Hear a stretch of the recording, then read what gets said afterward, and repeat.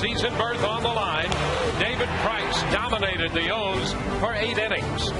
And with offense powered by home runs from Carlos Pena and Carl Crawford, the Rays could taste the playoff berth.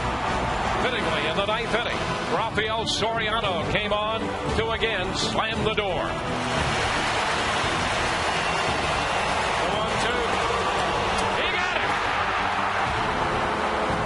The Rays are going to the postseason for the second time in franchise history. And Tampa Bay would begin another journey into the postseason. Now, with just 5 games remaining, the Rays have 2 goals left: winning the AL East title outright and clinching home field advantage. But last night was a night to celebrate.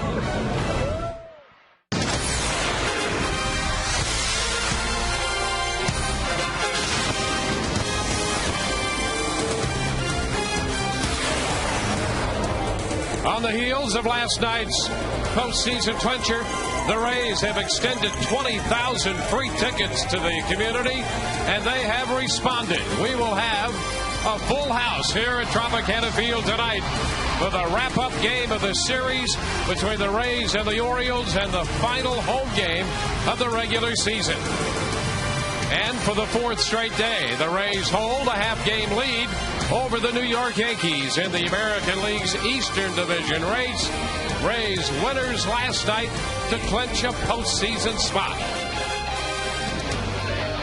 Hi again, everyone. Welcome to an evening of Rays baseball with Kevin Kennedy. I'm Dwayne Statz. Good to have you with us tonight. We'll be hearing from Todd Callis a little bit later.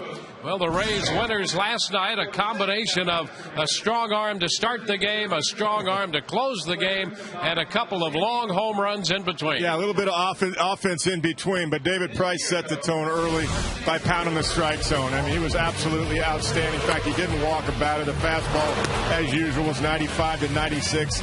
He got a little help offensively, too, that loosened it up. You know, the offensively, Carlos Pena worked early with Joe Madden and Derek Shelton. He had a home run last night. Carl Crawford, another home run, 17 for him, 28 for Carlos. 8 strong innings for David Price, and then Soriano would finish it off. Well, the Rays with a 5-0 win last night. All of these wins are important. They have not only a goal of winning the American League's Eastern Division, but they want to finish with the best record in the American League. They start play tonight with the best record in baseball, and they will send the big right-hander Jeff Neiman to the mound here tonight. Neiman looking for his 12th win of the year. He comes in with a mark of 11-7, and things better for him the last time out when he pitched 2 outs into the 6th inning against Seattle. So the Rays needing every win right down to the final game, it would appear, in Kansas City as they try to position themselves to get home field advantage in the American League phase of the postseason. More on the celebration when we return.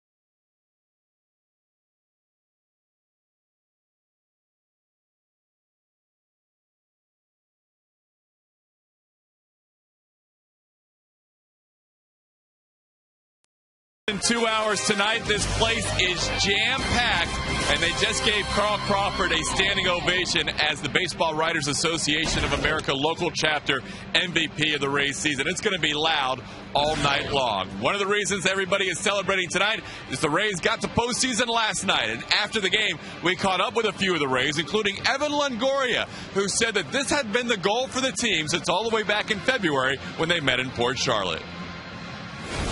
We set out from spring training to make the playoffs, and you know, that obviously, you know, we had that thought in mind in 08, but it wasn't, you know, that wasn't what we had the target on. And this year, to set out and do what we've done and really accomplish a goal, it makes it, that's what really makes it special. We had a confidence about us this year. We felt like we can get it done, and we got it done. And, you know, we just hope we can go all the way. Like you said, it's a close team, and we like brothers on this team. So, you know, we just want to have each other back all the way through the playoffs. Our eye is still on winning the division, best record, and then moving into the playoffs and winning the World Series.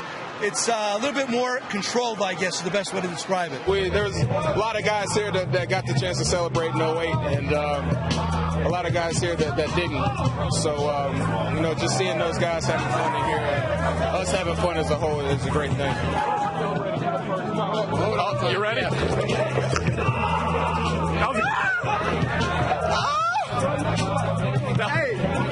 That was a pretty good move. You knew to get the goggles on in time. Matt Garza was the king of the ice baths last night of the celebration. We're ready for baseball. Look at the crowd. A lot of these people I don't think have ever seen a Major League game before. They're ready, and so are Dwayne and Kevin. Just log on to FoxSportsFlorida.com on a website Wednesday. Click on the Rays link, and you can submit your question that the boys will be answering all night long. We are ready for baseball. This place is off the hook tonight. It's going to be loud. Tropicana Field with a full house. Rays and Orioles wrap up their home regular season schedule next, right here on Sunsport.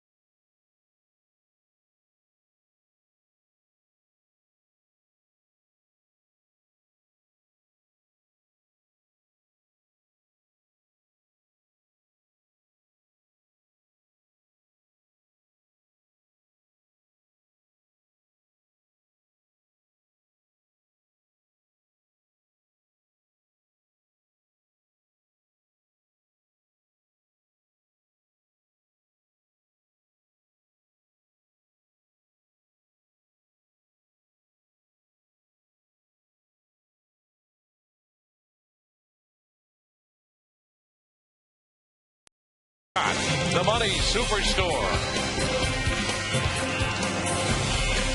Crowd continues to pile in here to Tropicana Field for the final game of this three-game series, final game of the homestand, and the final home game of the regular season for the Rays. Here's the Baltimore lineup put together by Buck Showalter.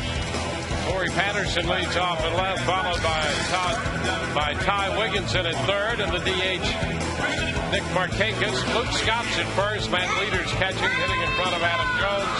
Felix Pie, Robert Andino, and Cesar Izturis rounding out the lineup for the Orioles. Jeff Neiman coming off a good start against Seattle where he got a win. Overall, he's 11-7 with a 4.49 earned run average, 28 starts, 1 complete game, a 246 batting average against. Defensively, around the outfield for the Rays tonight, Carl Crawford in left, BJ up in center, and Matt Joyce in right. Around the infield, Dan Johnson at third base tonight, Jason Bartlett at short, Ben Zobrist plays second base, and Carlos Pena at first. John Jaso is behind the plate doing the game calling for Jeff Neiman. Yeah, there's Joe Madden studying that lineup card, and you heard him say just a few moments ago, you get into the postseason now, it's winning the division and finishing with the best record in the league.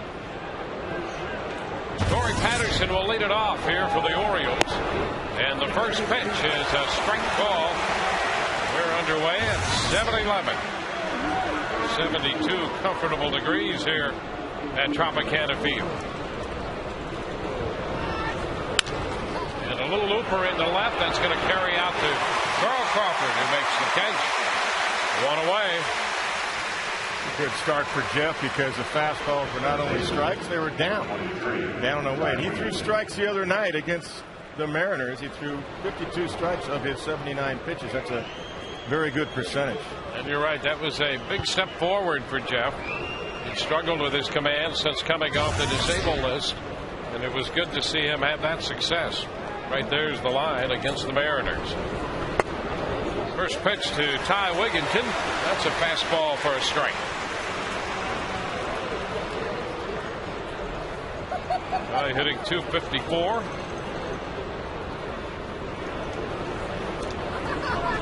And it's low. 1-1. Wigginton up in the number 2 spot tonight. He hit third the first night. Cleanup last night and second tonight. He's all over the place. And he can play all over the place as well. That's right. For Buck Showalter. First base, third base, second base.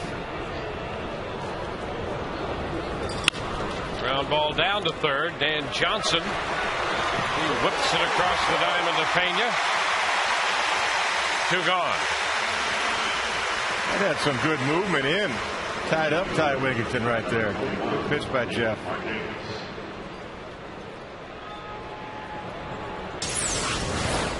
Take a look. Jason sets up inside. Just a little bit of late two-seam action right there. Got jammed a little bit. Couldn't get extended.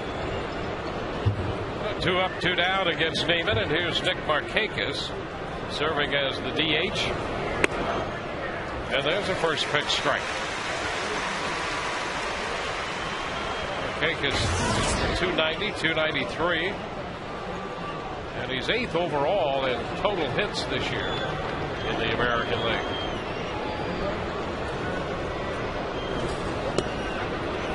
And strike 2. That's a beauty. There's that spike curveball right there. 78 miles an hour. You get a nice shot of the grip right there. What a beauty. Late movement, late bite to it.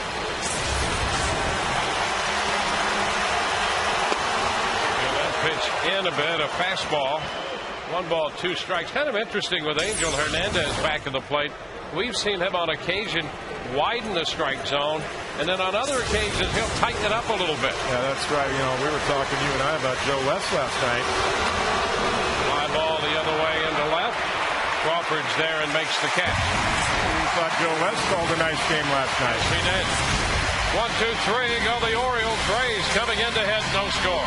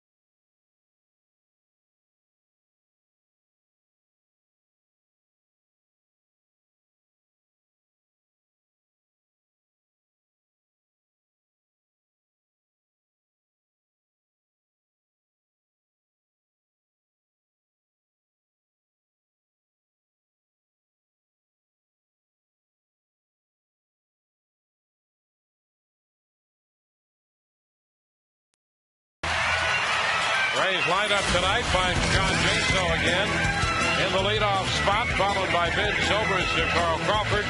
Dan Johnson hits cleanup ahead of Carlos Pena, and then Matt Joyce, B.J. Upton 7th, Brad Hopp the DH, Jason Bartlett with a good month of September going. Bartlett at short hitting 9th. Kevin Millwood on the mound for Baltimore, a 16-game loser this year. Only 3 wins.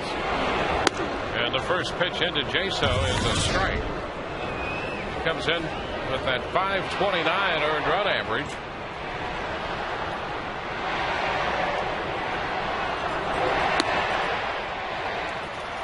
One and one. Part of the problem for Millwood is that he does have an ERA over 5, but he has not received a lot of support either. Let's see how that works out tonight as the Rays look for their 95th win of the year. There's ball 2. Yeah, you know, and his stuff just hasn't been as sharp as we've seen in the past. He had a pretty decent year for the Rangers last year when they got Millwood. They thought, well, he's a veteran that can help lead the staff, lead the young guys, lead the guys like Brian Mattis and Ferguson. Chopper down to first. Scott. Millwood off the mound to cover and takes the toss. The Orioles defensively, let's take a look at the outfield around the outfield left to right. It's Corey Patterson, Adam Jones, and Felix D.A. Around the infield, Ty Wiggins in at third. Cesar Asturis back out there at shortstop. Robert Andino at second base, and Luke Scott is at first. Matt Wieters is behind the plate tonight. Here's Ben Zobrist.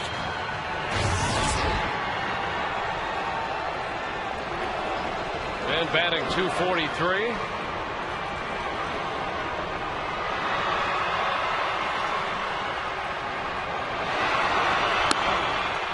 Takes a pitch outside. Zobrist last night hit second, drove in a run with a fly ball to center. There's 90 walks on the year. He's in the top 5 in the American League in that category. 1-1 the count. Yeah, you know, the batting average isn't where Ben would like it, but he has driven in 75 runs and he's walked 90 times. And he gets on base. Foul back. 1-2.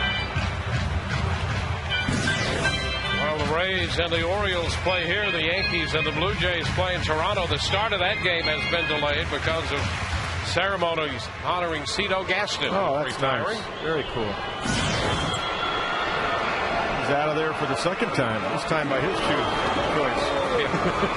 Probably the better way to go. That's the better way to go. A 2-time World Series champion back in 1992 and 93, and wow, he was out of there. He's been out a long time. I'm glad to see him get back as a manager and come back to Toronto, especially.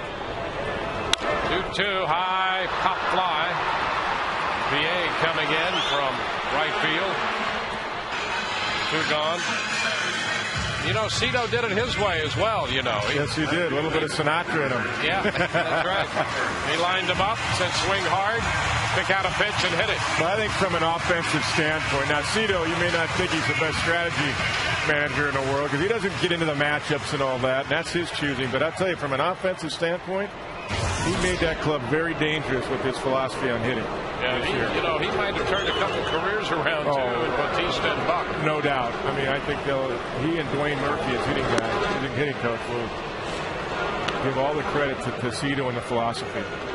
Guys like Bautista for sure. 1 strike the count to Carl Crawford. That's up. Local baseball writers chapter named Crawford the team's MVP. Pretty good pick. I like what Buck Showalter said too. He's going to vote for Carl for the Gold Glove Award this year. That's a manager's vote that they do at the end of the year. That's the manager's choice. And Buck said he's a difference maker. I'm paraphrasing, but basically he's a difference maker out there in left field. If you're a pitcher, who do you want in the outfield behind you? Thank you. This guy right here. You bet. There's nobody that closes like he can in left field. 2-1. He's under this one, and it's a high fly to right. PA waiting on that one, makes the catch. And it's a 1-2-3 inning.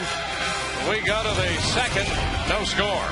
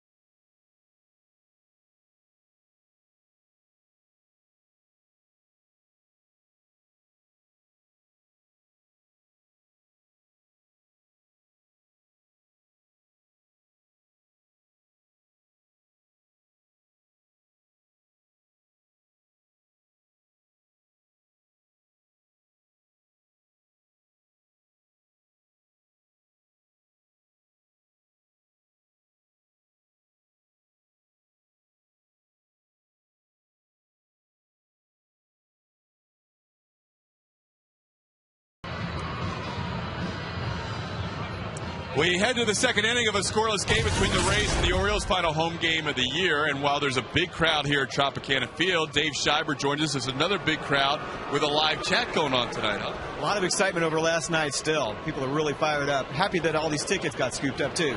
Yeah, now, if you want to join the live chat with Dave, he's our Rays writer during the course of the game. Just log on to foxsportsflorida.com and click on the Rays link. What are you going to be doing for us once the Rays get to postseason? After that starts, make sure you check the rundown at foxsportsflorida.com. I'll continue to write, check out my stories, and hope to see you guys there.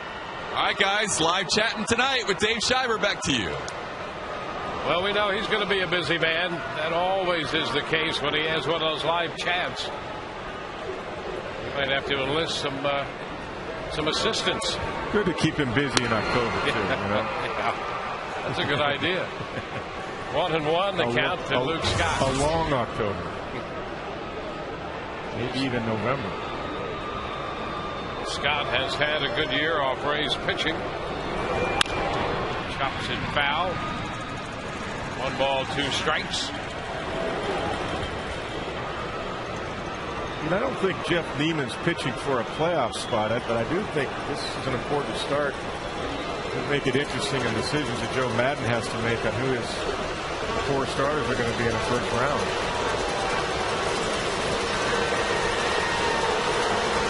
Well, he made a big step in the right direction the last time out. And he had a very good first inning here tonight. That was reminiscent of Jeff Neiman all here. First inning. 11 pitches, 7 strikes. The breaking ball there, 1-2, that Scott got a little piece of to foul.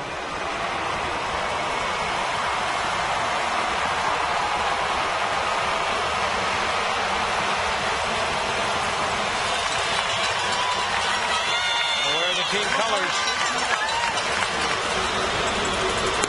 Swing and a miss. Scott out of there.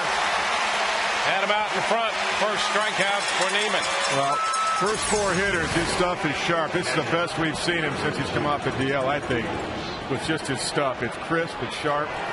Bottom fell out of that one. Spike curve is good. Fastball's down. In a nice rhythm. He's not feeling for it out there. He's just going after it. Well, the young catcher Matt Wieters, he's left-handed here. The Rays employ the shift. Fastball down. We talked about that last year. A kid had a few weeks in the big leagues, and he's already earned the right to shift on him. Yeah. Left-handed.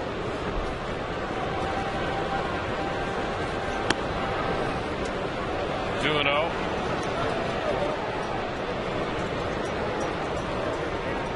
He's been better from the left side.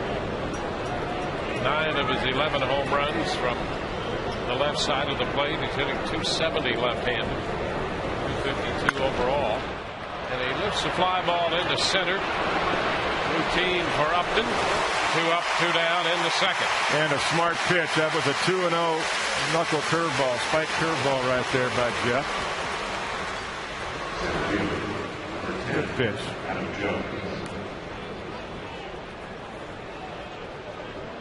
Base is empty, 2 gone. Now Adam Jones.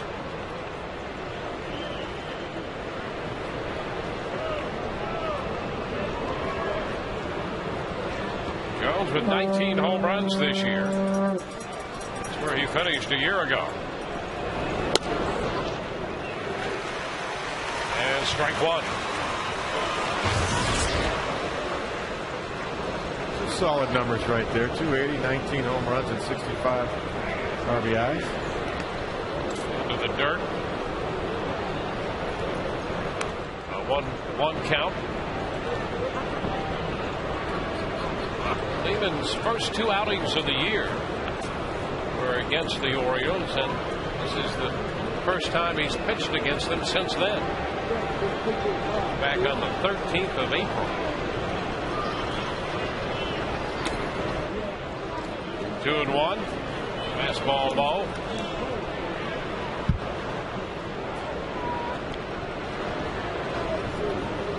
In fact, that first game on April the 8th was the game when he was hit by a line drive. The bat of Miguel Tejada. Had him in the right shoulder, and he left after an inning and a third. Remember that one. 2 balls, 2 strikes the count to Adam Jones. It's a big target to hit, too, Jeff Neal. Reaching for that one. Fouled it. I like the pitch before. 2-1 slider. Hit the outside corner. Made the count even.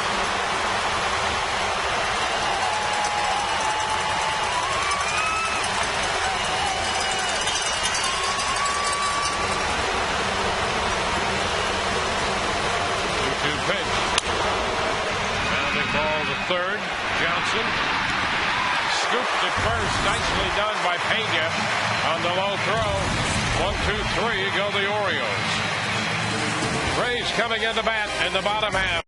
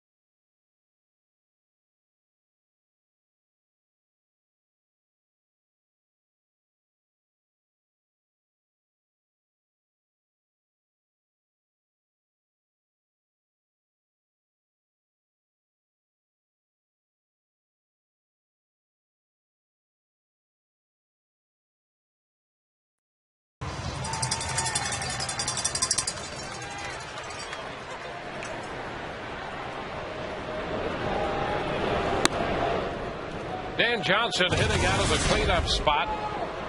First pitch he takes for a ball. And in there in the place of Evan Longoria at third base. 2-0. That's ball up a little bit.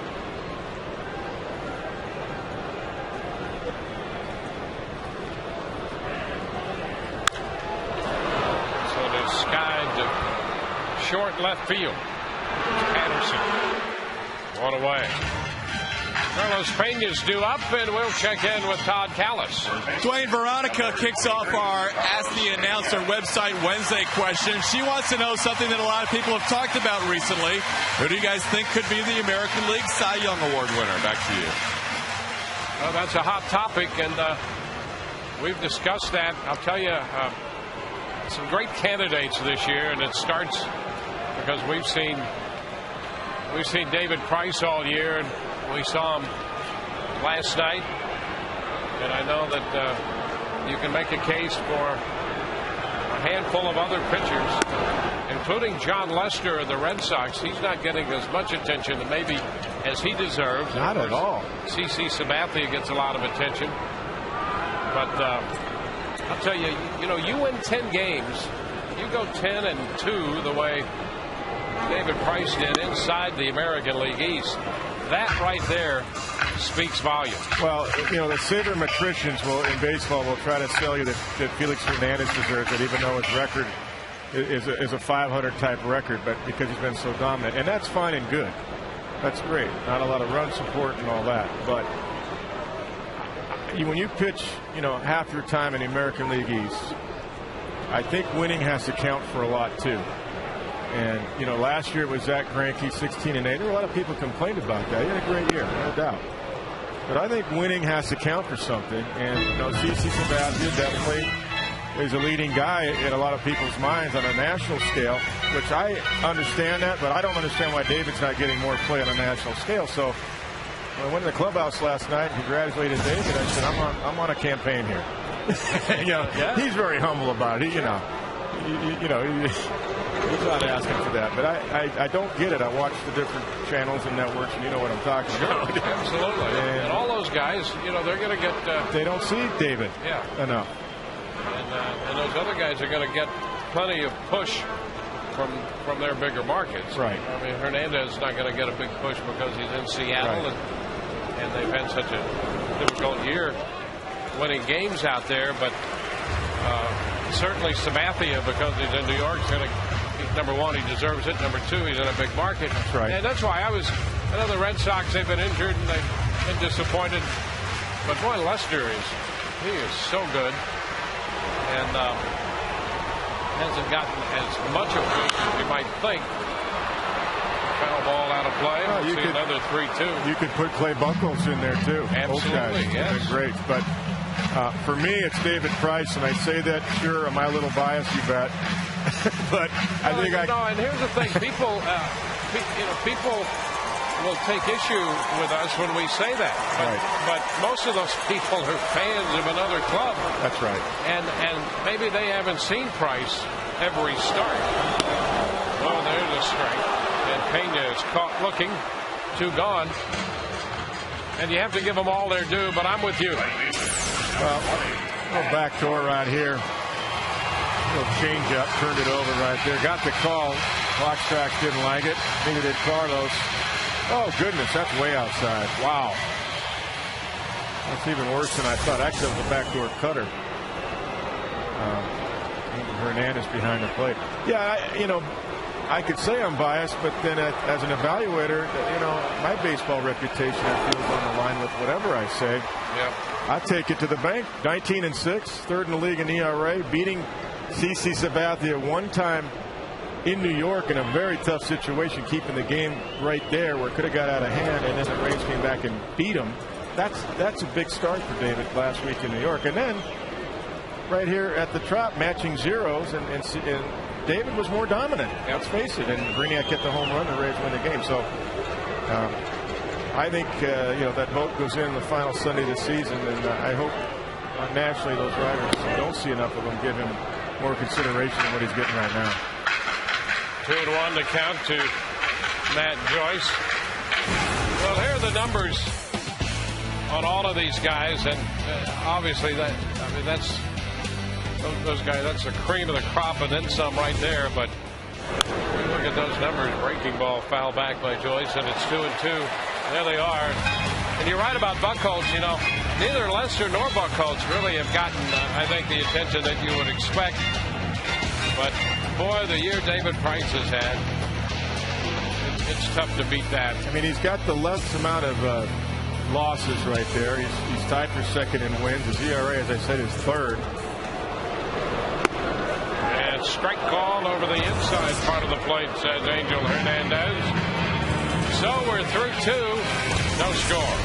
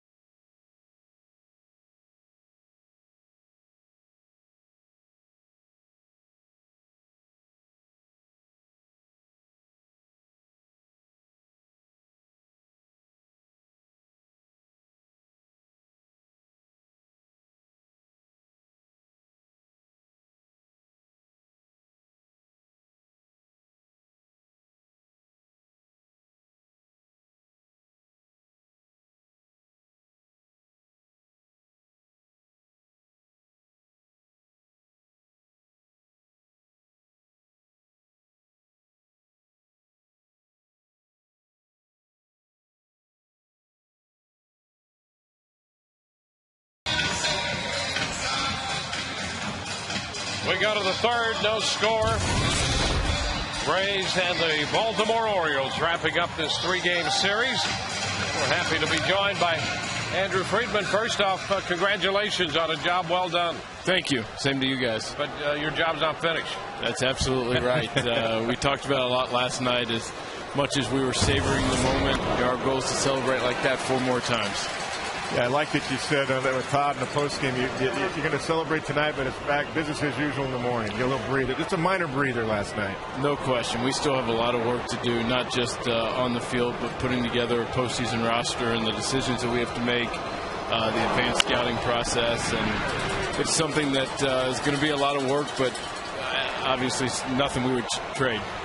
2 strikes here to Felix PA. Let's talk about that roster. That's not going to be necessarily easy, and I guess first of all, it's going to depend on which team you meet first. Definitely. We've gone through and both Texas and Minnesota looking at certain guys that may match up better against one team than the other, and as we do that, we have a chance to have the best record in baseball, and it's really something that as we go through this process, there are 6 or 7 guys that might not make the team that you could legitimately make an argument for, and it just speaks to the depth and the fact that the 18 through 25 on our roster are guys that fit the guys 1 through 17 extremely well and give us a lot of balance. Pena and Neiman hook up to take care of Felix PA here. That's the first out in the third. Is it safe to say that if it is Texas and the ball club does win the division, that Josh Hamilton could be a factor, and even at the end there, who you add? Possibly? Sure. Definitely. Okay, I'm thinking that way. So we don't have to say names, but, Yeah, definitely is. Yeah, you're going to keep an eye because there is word that Hamilton might be able to be in their lineup Friday, I hear. Yeah, so we hear. Right. First pitch. Andino is a strike. The reason I bring that up is because when you look at Minnesota, they do have some lefty, bats in there. Obviously Maurer, Kubel, Tomei, Span. And when you look at Texas, predominantly their strength is on the right side in the lineup. Absolutely. Outside of David Murphy. Right, who's been tough. Right. Yeah. Actually left the game today with a groin. Oh, did he? Well, then there's 2 guys that make a difference there. No, that's tough. Definitely. Well, that's another thing, isn't it? Evan, heard Evan last night.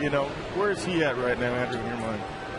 Every day has been positive progress, which is a good thing. It's something that we're going to err on the side of caution. That said, we also want to get him some at-bats.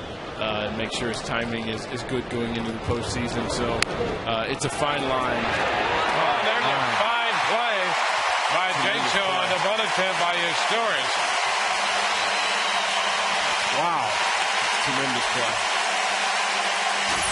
Well, that's just being in good position to jump out of there, too, being on the balls of your feet. Look at that. Not going to do it better than that. We were talking about, John, Dwayne and I, about the progress he's made throughout the course of the season. Offensively, we know, but defensively overall. It's really been something. And last night in the celebration, I made special case to go up and say to him, we wouldn't have been in that position without him, and we absolutely would not have been. And the continued maturation this year has really been a pleasure to watch. Corey Patterson, well, that speaks to something that I know in a way a lot of people think, well, it's unexpected. You might not know coming out of spring training you're going to get that kind of year out of John Jaso, but there is a little design in that because the overall approach that your baseball office and Joe Madden has taken is to try to develop within the system that type of depth. It's critically important. It's something that obviously we're not going to be able to match resources with the teams that we compete against in this division. And Andino hung up now.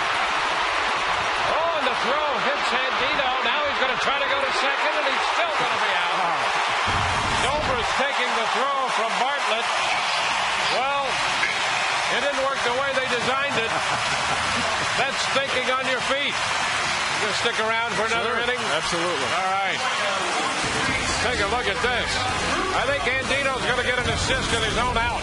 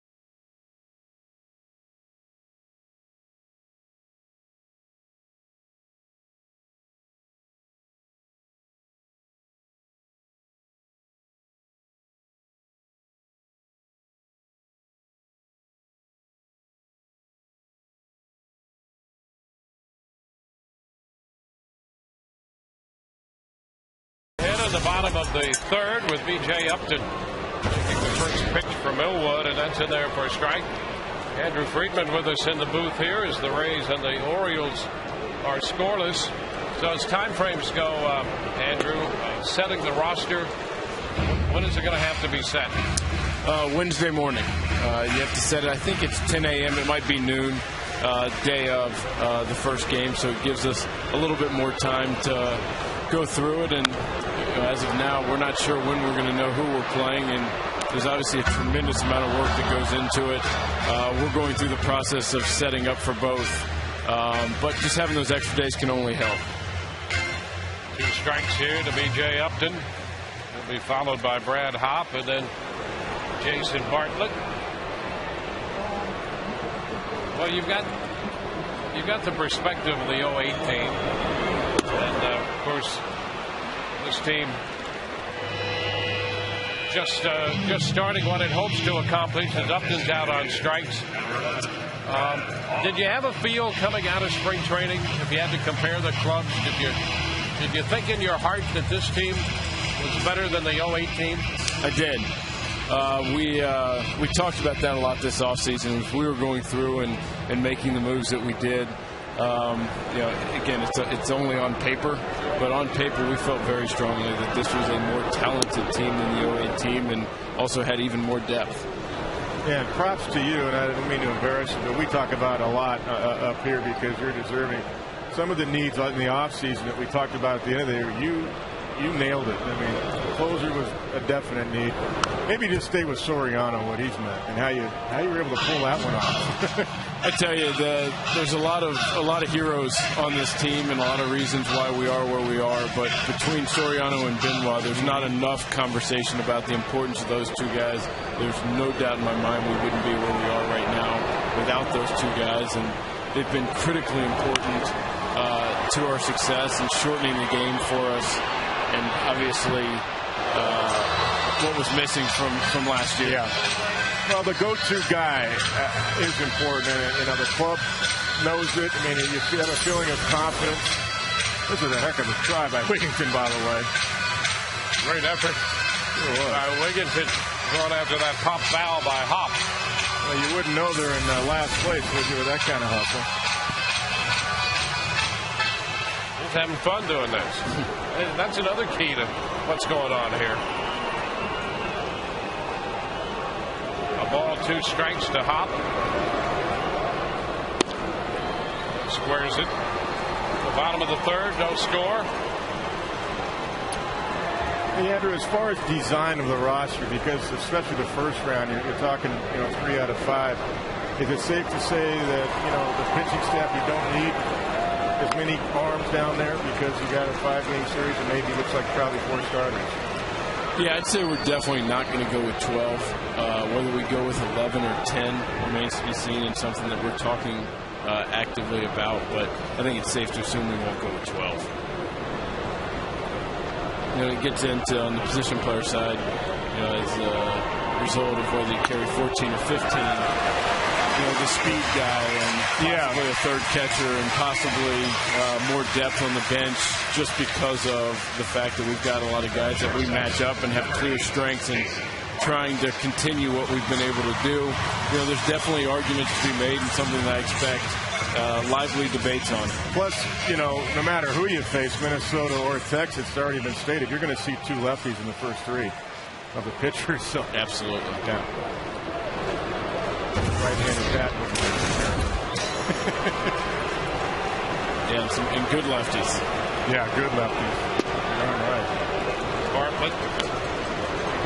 Pitch down and away. A walk to Hopp. He's at first with 1 out. But the bottom line, you get into the postseason, I think you like your chances better if you have good defense and strong arms in the postseason. There's some design to that as well. Definitely. And it's something that Andino to Scott for the double play. Thanks, guys, for having me. I appreciate it. Hey, anytime. And you can come back and stay as long as you want. I appreciate that. All right, Andrew. Thanks so much. Congratulations.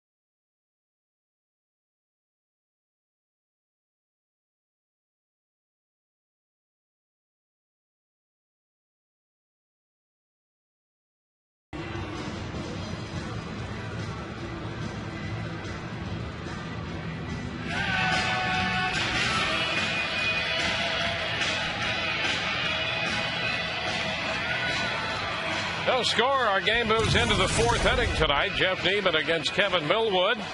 Nice to have you looking in, and it was good to hear from Andrew Friedman.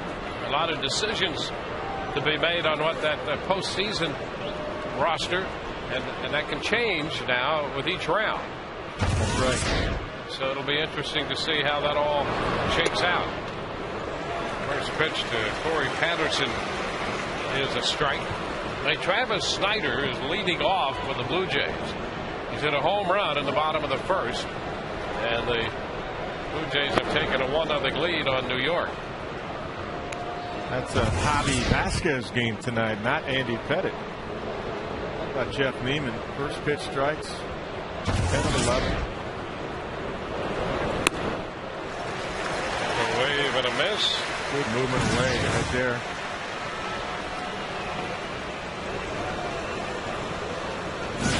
That's right. He is 10 of 11. I think he's made 3 first pitch strikes to Corey Patterson already. And he just struck him out. He has got really good stuff tonight. Patterson officially 0 for 2, but because he was up there when Andino was caught out, Neiman's made 3 first pitch strikes to him. Look at the bottom fall out of this pitch. It's off the plate away and just falls right off the table. Yeah, you're right. He's seen nothing but strikes. It's Ty Wigginton now.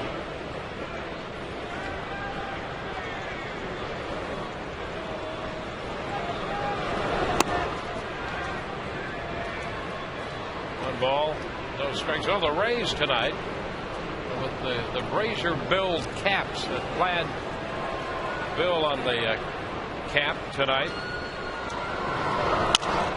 There's a shot to left field. Crawford toward the line will make the catch. 2 outs. Try this one on for size. The Blue Jays are wearing fake mustaches in honor of Cino Gaston. That's an original right there.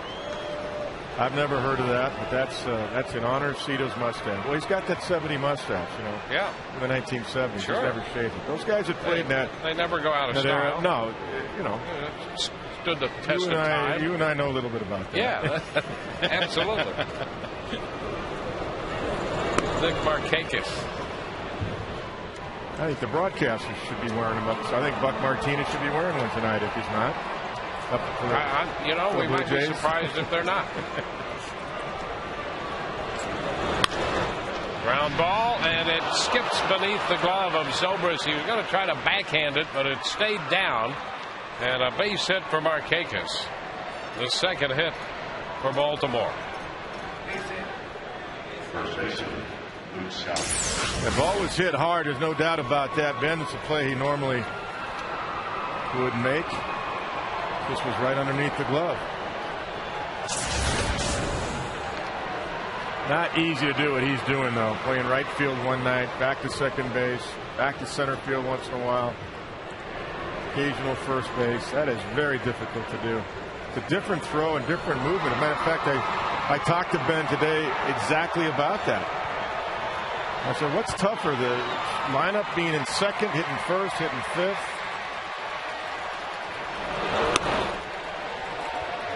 Or going from infield to outfield? He said, definitely infield to outfield and back in, because it's a different quick movement. In the outfield, you know, different strides out there, longer throw.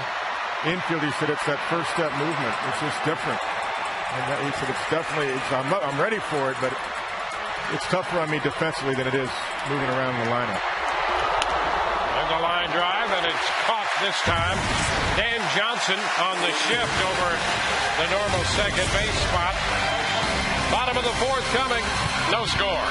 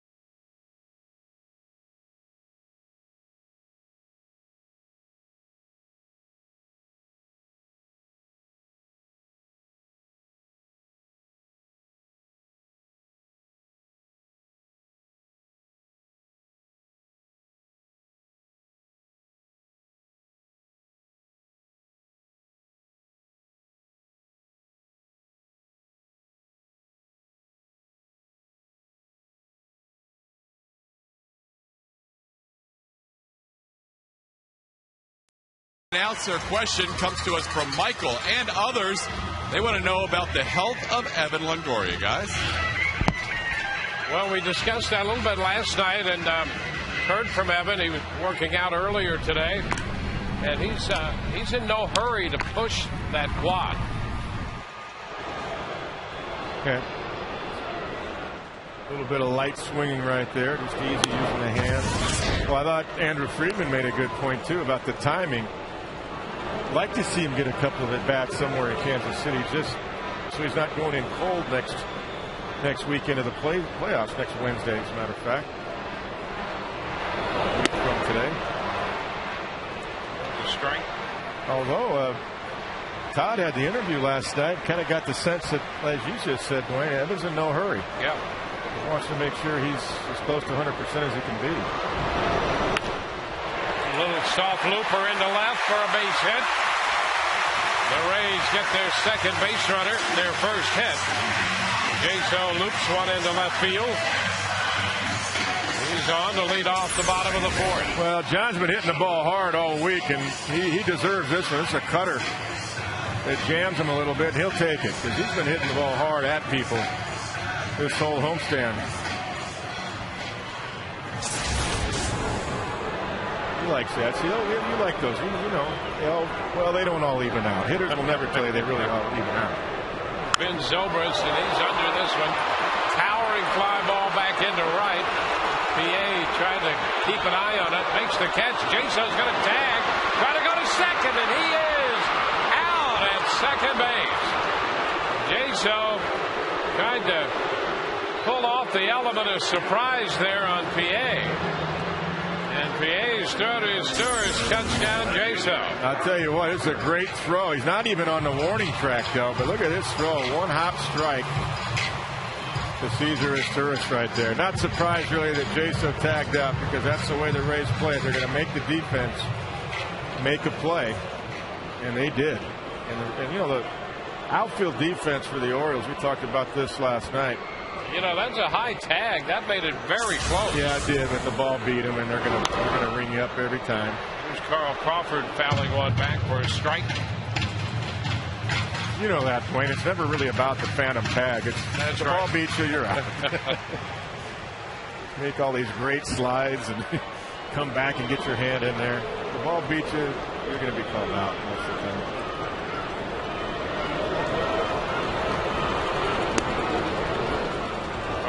Takes a curveball for a ball. It's 1-1.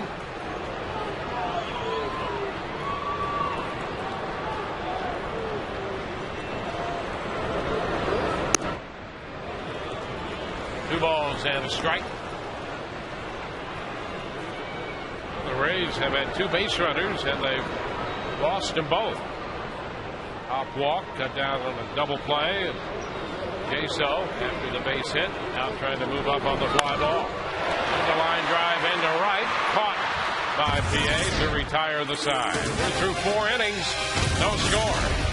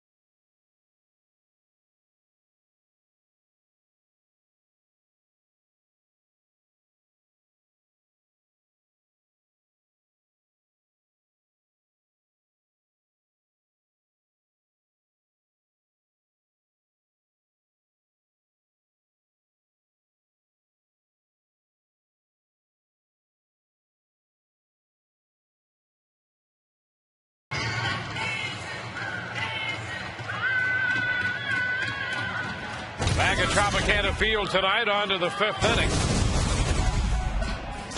Time to take a look at the upcoming race schedule, brought to you by Just for Men Hair Color.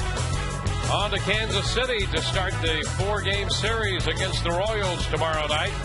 And then into the postseason as we look forward to the upcoming race schedule. You can live forward with Just for Men Hair Color. Wieters fouls that first one. That's a strike.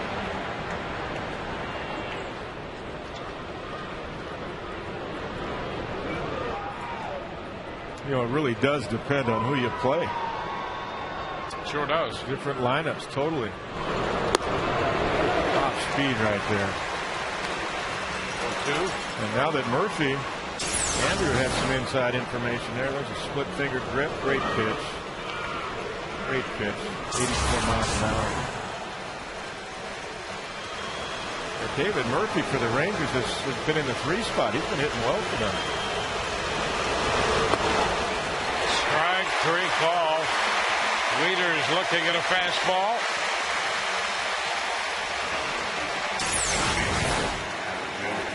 Well, there's a fastball. He started him with a curve, then a changeup, and he got him looking off speed. Pitching backwards there. That's just great pitching right there. Because he already established that he got him out the first time with a knuckle curve, a spike curveball. Started him with a spike curveball, so I'm sure Wieters is thinking, I'm going to get that again, 0-2. Took a fastball right down the middle. 3rd strikeout for Neiman. Adam Jones pounds it right back into the screen.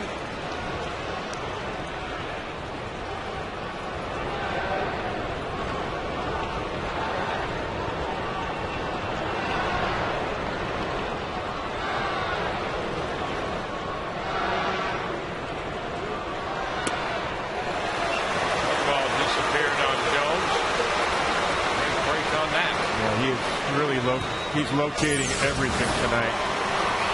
Another good curveball. Look at that. Starts at the knees. Drops into the dirt practically.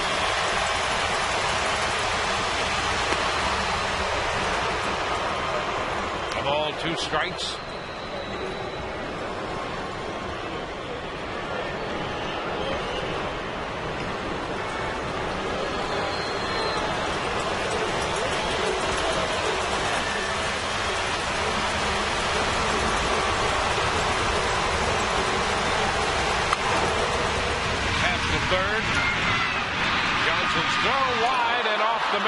Pena backed up by Jaso.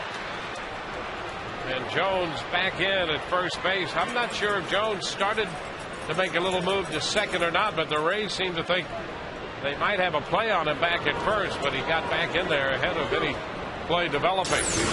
Yeah, that's exactly right. I think he did turn in. A little off balance right there wide of Carlos. Good throw gets him.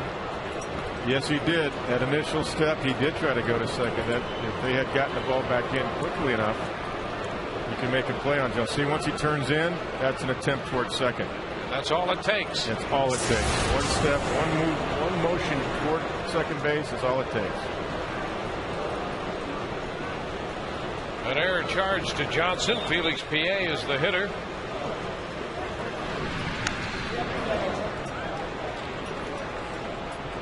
That's why you're taught as a little leaguer to turn in away from the field. You can actually turn the other way when you come back to first base, but it's dangerous to do that. It's just simpler to, when you run through the bag, to turn toward the crowd as you go back to first base.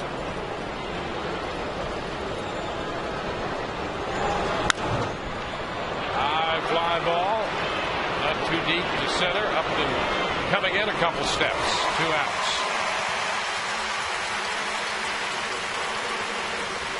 PA is retired.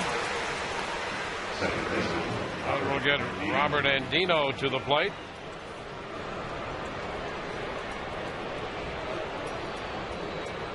Well, Adam Jones doesn't have a very good stolen base percentage, Wayne. It's a little surprising with his speed. Yeah, he's been caught more than he's been successful. Yeah. 7 times caught, 6 stolen bases. Doesn't mean he won't go, but it's not a great percentage.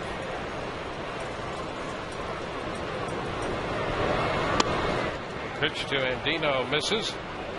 1-0. You're a good base stealer. You like to be at least at 80% success rate. Good efficiency with the pitch count for Jeff. Only 50 into the fifth here. Runners going. The pitch is a strike, and the throw started to fade. And a great stop, actually, by Zobrist. Bartlett was trying to get in position to back it up, and Upton was coming in from center field. Jones has a steal, his 7th. Yeah, he's even now. Well, you know, John got rid of it. He didn't really close up. One thing I like to see John do is when he's about to receive the ball, square up a little bit more, get a little bit more drive off the back leg, and Ben's able to save it from going into center field.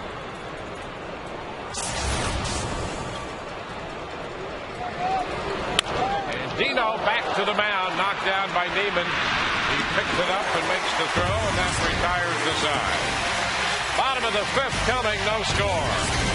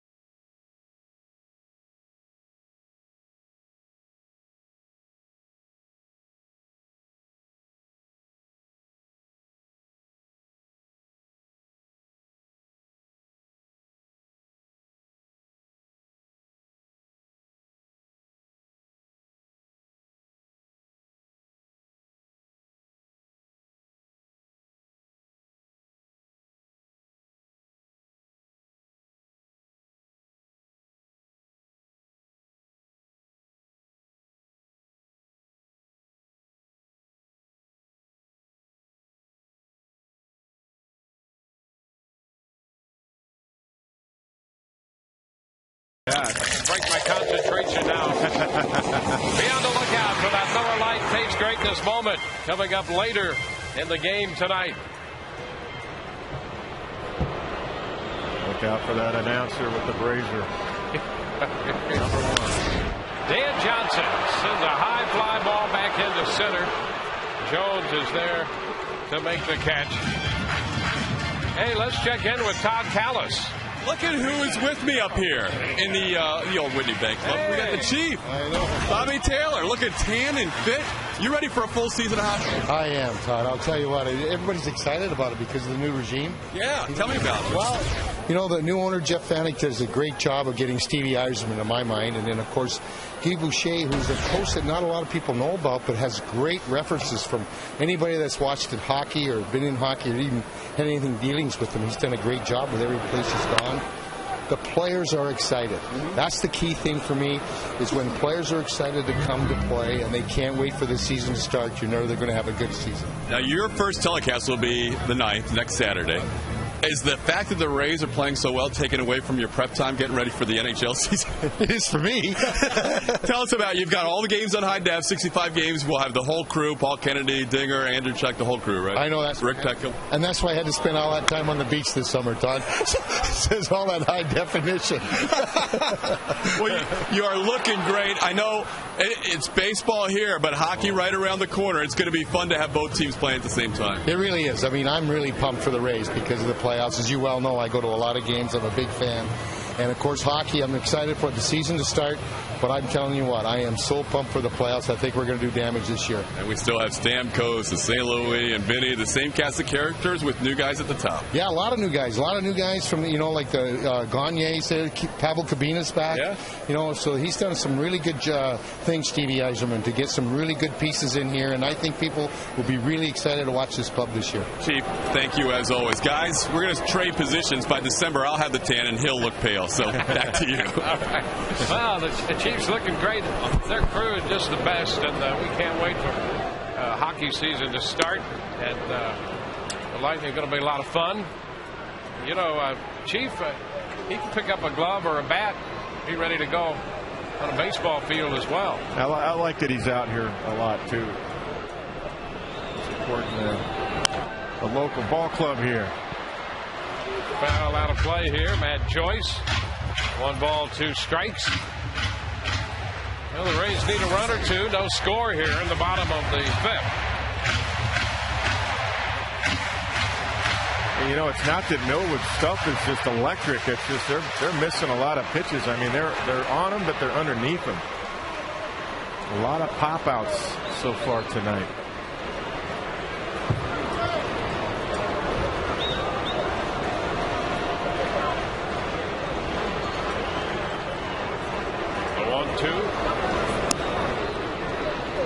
Breaking ball stayed wide. 2 balls, 2 strikes.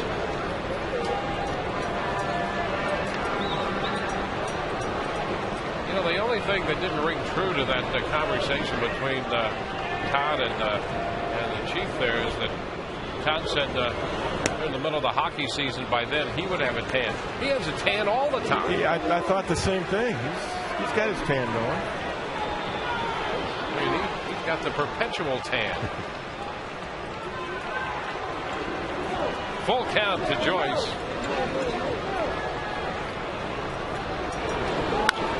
And he pops it up. Another one. Stewart dangling out. And now in from left comes Patterson. And the ball drops. Stewart went out there as if he might take it. Patterson coming in from left at the last moment and really found himself in a desperation situation. Yeah, I think when the shortstop's underneath it, even though it's the outfielder has priority when he calls for it, I think as Turris, he was sure-handed. He had it.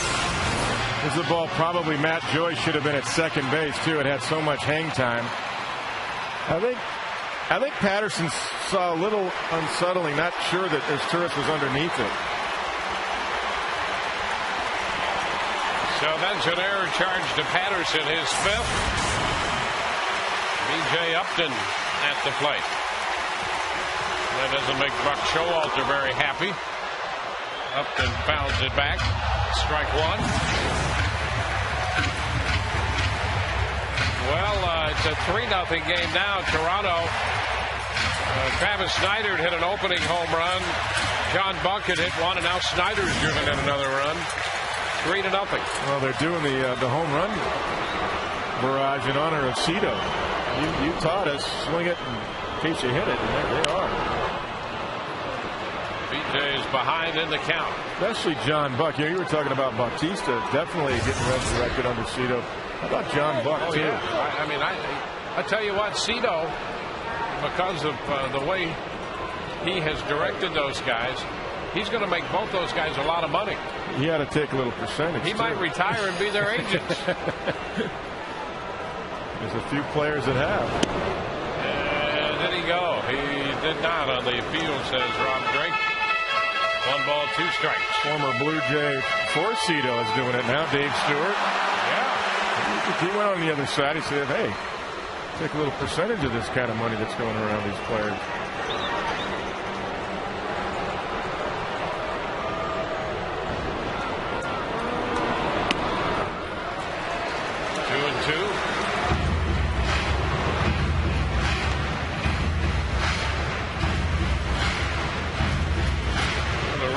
Their 3rd base runner, a walk, a single, now in this inning an error.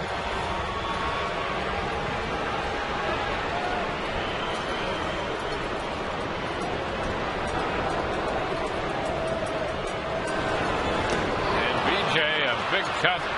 He's going to be out as soon as Peters flips it down to first to Scott. Rays do not score. Nothing, 2-5.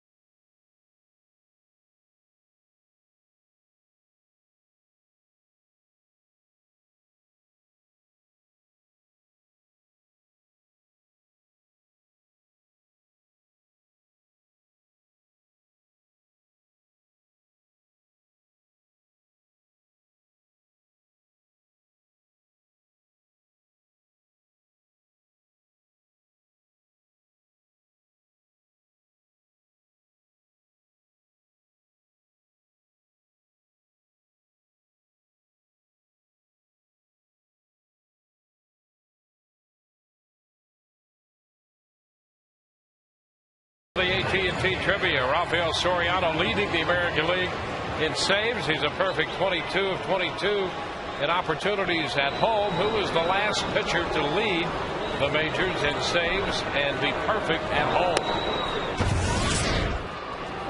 Cesar Izturis leads it off, and the pitch is low. 1 ball, no strikes.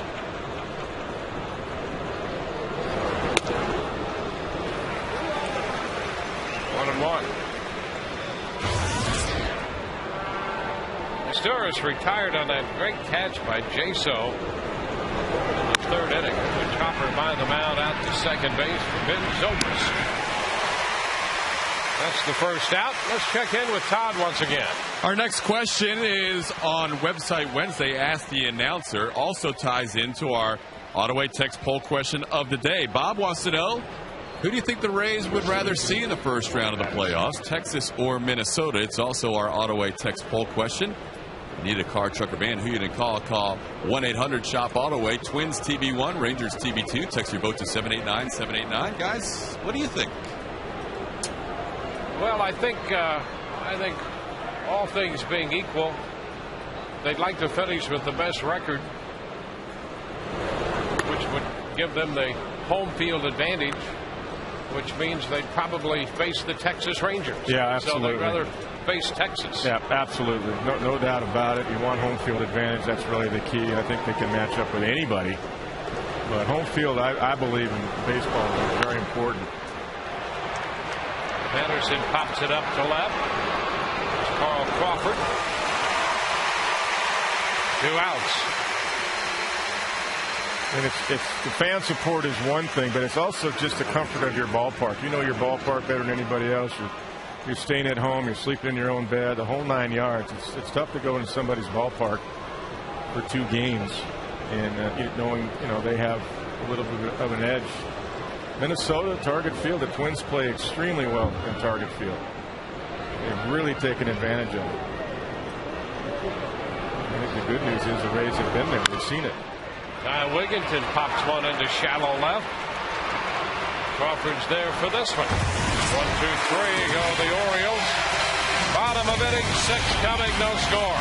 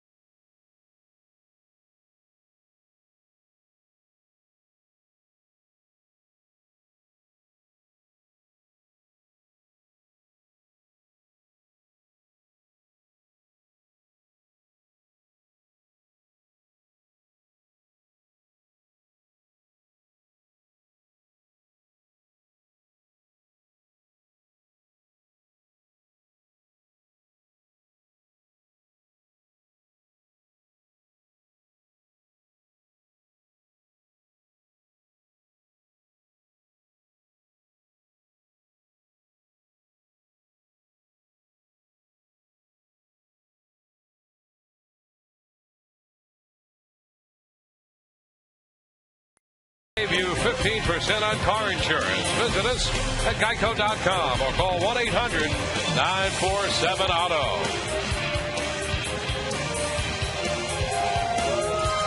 Rays looking for a run. No score as they come in to hit in the bottom of the 6th.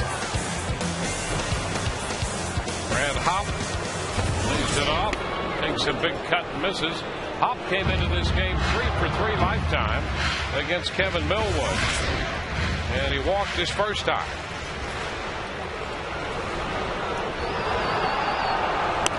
Too high. Millwood's fastball is topped out at about 85. Yeah, that's it. And he's made a lot of mistakes up in the zone, and the Rays have just gotten underneath it. It's not that they're not on him. I think they're actually trying to hit home runs. Their eyes light up. That's a strike. 1-2.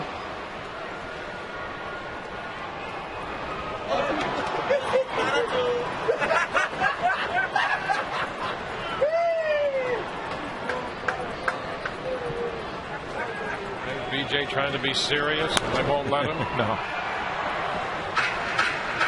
2-2.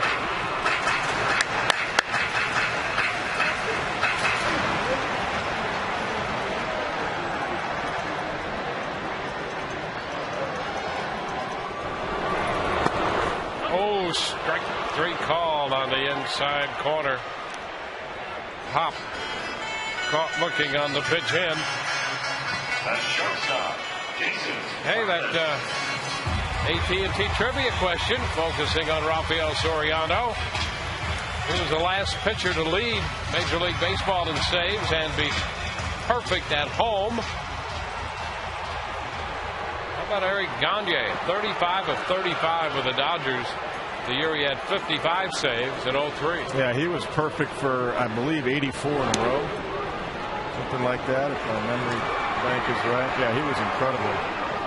And he threw 3 pitches for strikes. He was pitching at 98 with a fastball, had a great changeup, and a hammer for a curve. He threw all 3 pitches for strikes.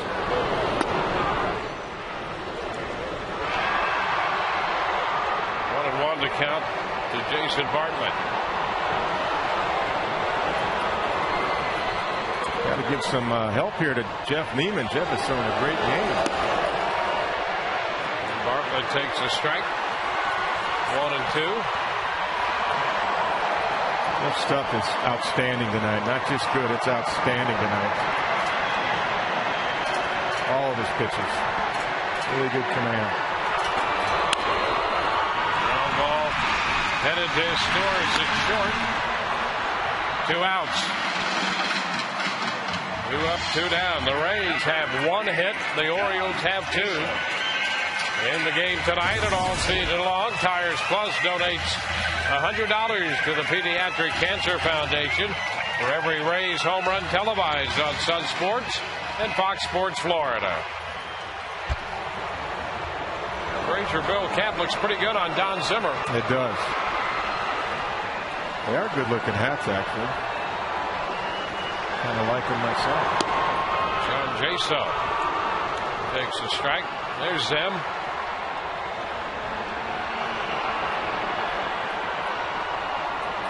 Zim's locked in. He wants to get a run here. I don't blame him. He got a chance to pick up the game perhaps tonight. This one long but foul down the right side. Could you imagine? I love that Zim's in uniform and in the dugout. But if he were the manager and trying to get a run in a game like this, that'd be some intensity. Oh, yeah, absolutely. Oh, he has his game face on. Well, it's important. The Yankees are losing 3-0. Jaso is out on strikes on a breaking pitch. 1, 2, 3, go the Rays. We're through 6, no score.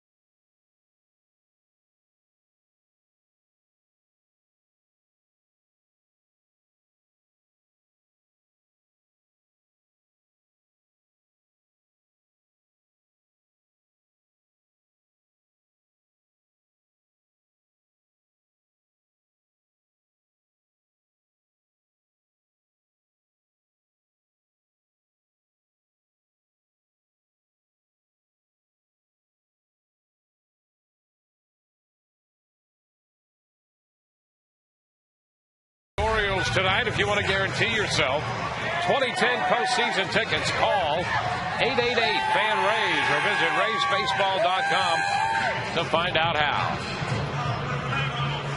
It begins next week.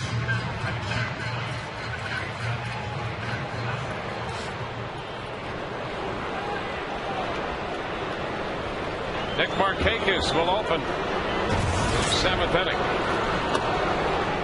The pitch is down, a ball, no strikes.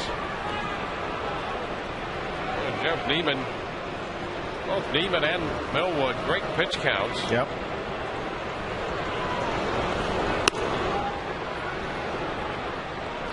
Two 2-0, a fastball. Just one walk in this game. Hop walked in the 3rd. Neiman's given up no walks, 2 hits. And now he's behind Markakis, 3-0.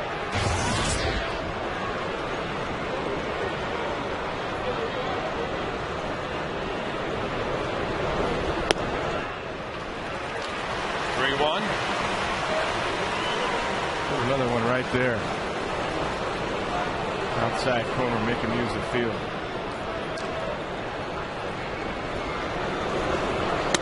And ball 4. Leadoff man is on, but Neiman's been very good all night. Yeah, up until that walk, he's been absolutely outstanding with command. Everything. Got the split going for that. Got a good curveball. Fastball's been very good. Overhand curve right there. That spike curveball. He's been super tonight.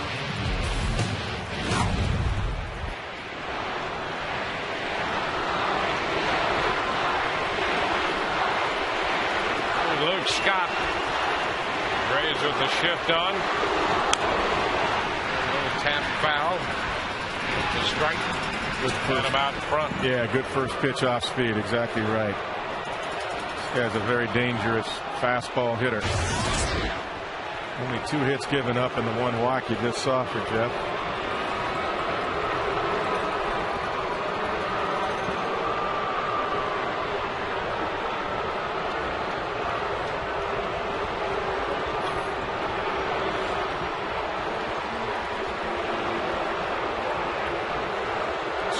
Struck out and lined to the 3rd baseman Johnson, who is actually at the 2nd baseman's position with the shift the Rays use. 2 strikes now. Here's Dan Johnson. Yeah, they've modified their shift because Jason Bartlett is at shortstop. He's got that hole plugged up. We saw Luke Scott up at Chad Falls make a great 2-seam fastball pitch, and Luke Scott just got up through an open left side of the infield. There was nobody in shortstop the other night. Everybody was on the right side.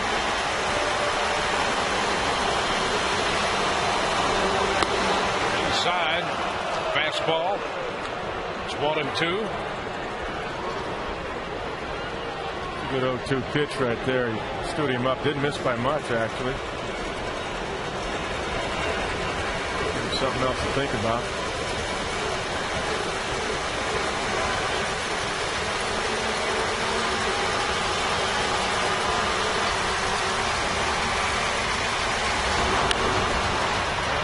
Soft liner into center.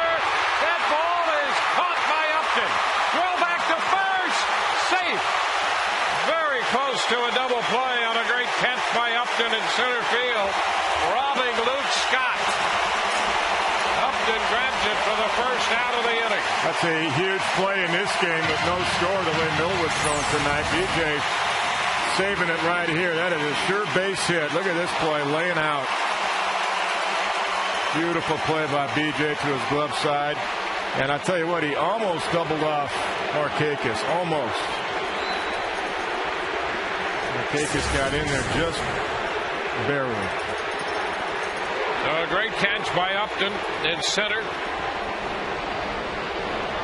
Matt Wieters.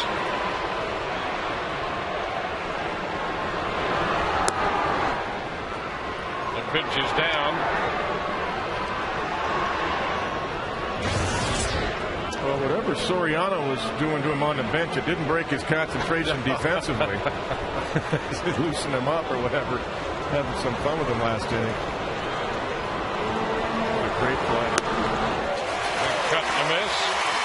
1-1.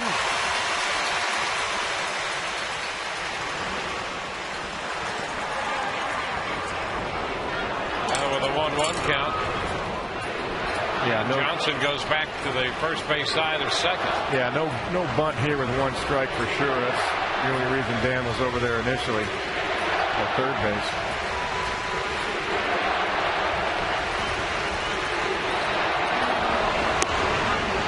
Low. It's 2 balls and a strike. Crowd is pumped up tonight. Maybe that'll energize the offense a little bit. Have some better at bats against Millwood. Gonna put a 0 up here though in the top of the 7th.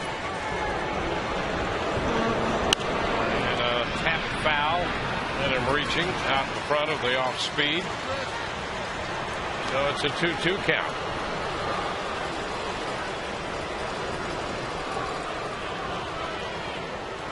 Yeah, I'm sure Joe Madden knows the Yankees are losing 3-0. Got to step up the energy a little bit offensively here for the Rays. If Jeff Neiman especially can get through this inning. Just over 70 pitches. 1 on, 1 out. 2-2 to Wieters. And he fouls it again.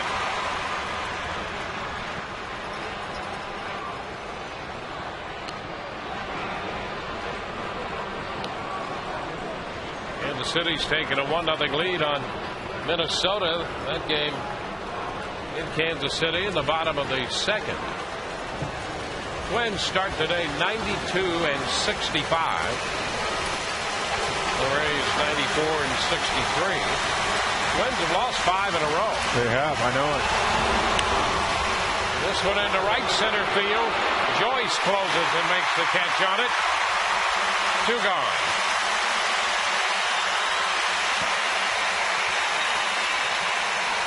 Marquez back to first with 2 outs. Sun Sports, as you know, has been your source for Rays coverage all season. We're going to continue into October throughout the Rays postseason run. Turn to Sun Sports after the game for live coverage and expert analysis on the Rays playoff postgame shows. No one knows Rays baseball like Sun Sports.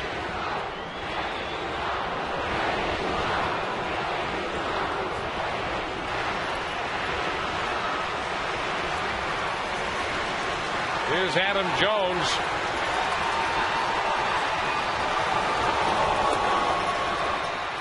There you go. He did not. Rob Drake on the appeal down there. 1 ball, no strikes.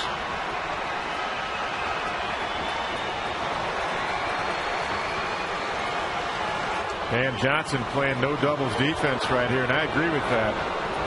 With Adam Jones up there, he's got the line right there. Joe Madden knows how close this game is, and the Rays offense hasn't gotten on track yet. Big fastball right there and a big cut by Jones, and it's 1-1.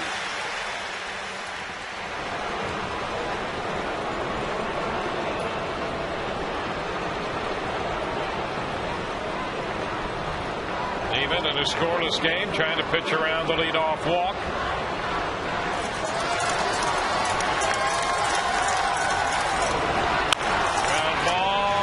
Going to go through the hole into left for a base hit. Marquez advances to second and stops. The 3rd hit allowed by Neiman. Well, he found that hole. It's a breaking ball right here. But still, I understand what Joe Madden was doing to the glove side. Had he been in his normal position, of course, he would have had it. But it's easier for a guy like Dan Johnson to go to his left side than it is to his backside because he simply hasn't played on the left side that much. He did in the minor leagues play some third, but he's been up here a couple months now, not in the big leagues. But Evan Longoria over there, it's a different story.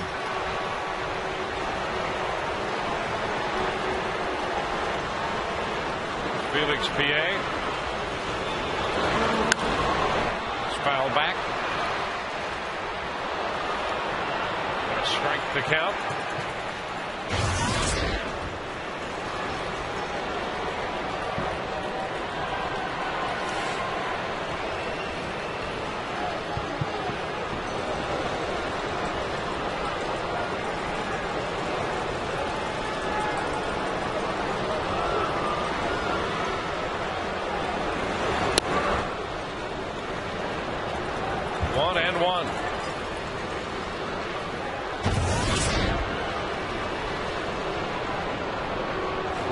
toughest inning so far, 20-pitch inning. There's a battle through this right here with 2 outs, 2 men on. Yeah, until this inning, neither pitcher had made more than 15 pitches in any one inning tonight. Yeah. And that is strike 2, and he had him out in front. What a great pitch, great arm speed on that one. Again, the bottom called out. Looks like a fastball. Watch the depth of that pitch. Great pitch.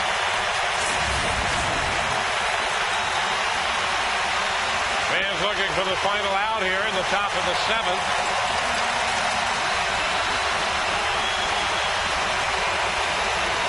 Felix PA stepping back.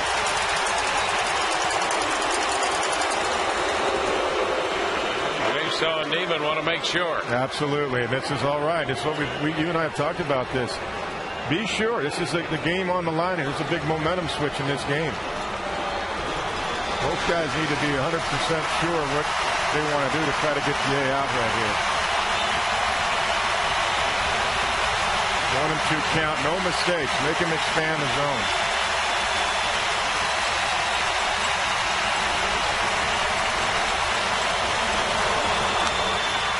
Foul back, a fastball. And right back challenged him.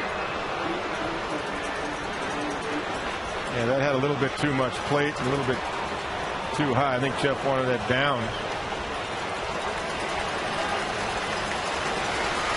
He's been very good with his fastball tonight, down and away. See if he comes back with that changeup again or that split. Drop one right in the dirt again. 1-2. And a shot back into right field. That's going to be over the head of Matt Joyce and go to the wall. Markakis will score. Jones on his way to the plate. He will score. Throw to third, not in time. And Baltimore takes a 2-0 lead. PA hit it over the head of Matt Joyce.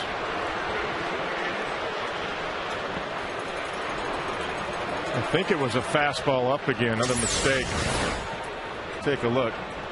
Yeah, it's up. See, it was similar to the pitch before. He wanted it down. Jason even motioned down, and the only mistake Jeff's made all night, right there.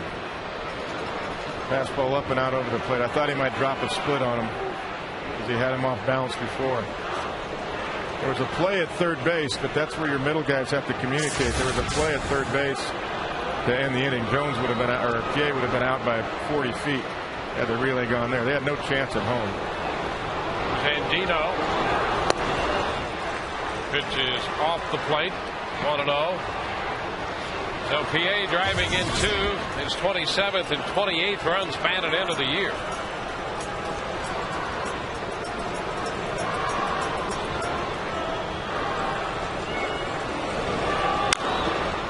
Half foul, 1-1.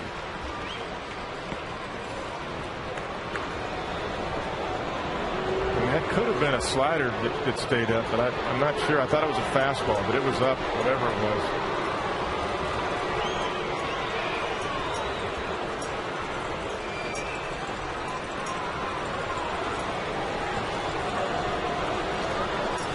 One and one. And a chop to third. Johnson makes the play, and that retires the side. 2-run score in the inning, a couple hits, a man left. 7th inning stretch time, 2-0 Baltimore.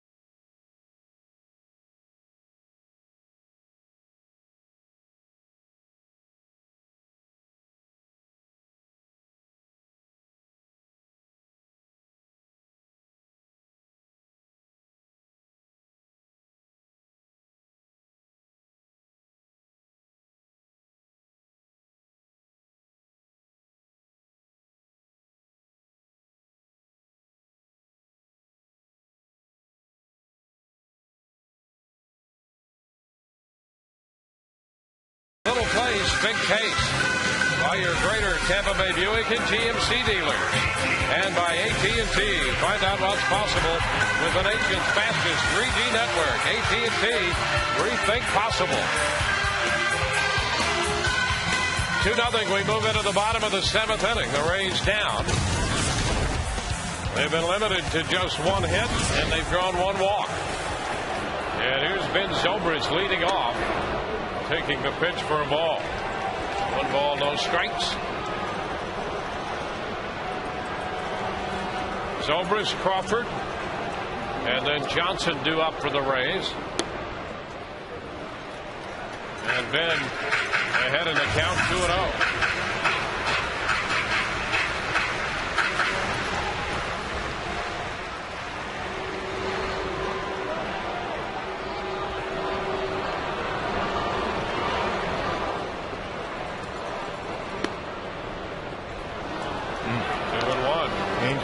Likes that high strike. Flat slider right there.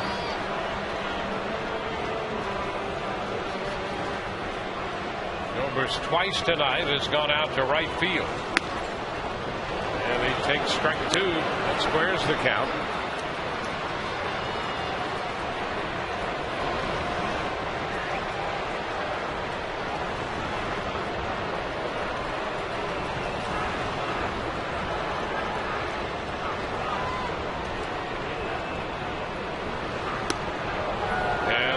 It all the way to 3-2. Yeah, Norwood's had a pretty decent curveball. He tried to drop one on the outside corner in the dirt. He hung it up there. See if Ben Zobrist gets a challenge here. Probably not. 3 balls, 2 strikes. Zobrist leading off the bottom of the 7th. Steps back. And Matt Wieters called everything he had. Kevin just stood there. So see what he ends up with. Fastball away, fastball in, curveball. Changeup, slider. Okay, slider. Here we go. 3-2. And that is ball 4. So the Rays, for the 2nd time tonight, put their leadoff man on. Zobrist heads to first, and we'll check in with Todd Callis.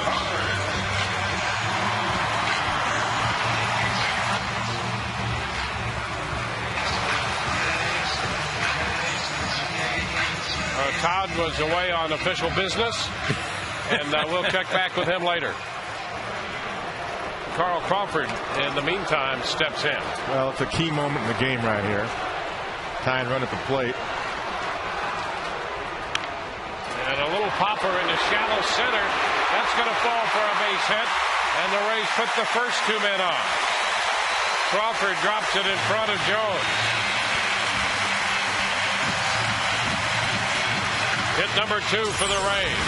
Yeah, Adam Jones had no chance on this one. This one cut in on Carr a little bit. Big swing. I think Adam Jones saw the big swing and thought maybe that ball was going to go further.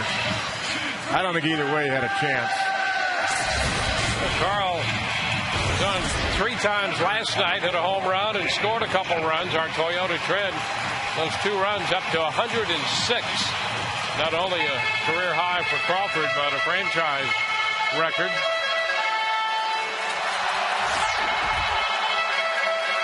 Carl's at first with Zobrist at second. Dan Johnson could get him home with 1 swing of the bat.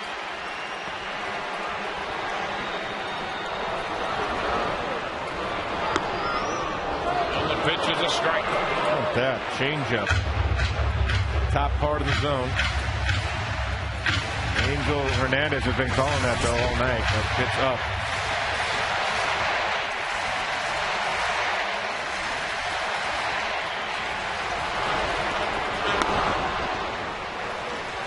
One ball, 1 strike.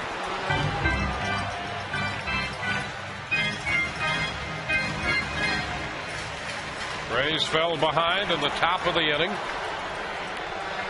It's 2-0. And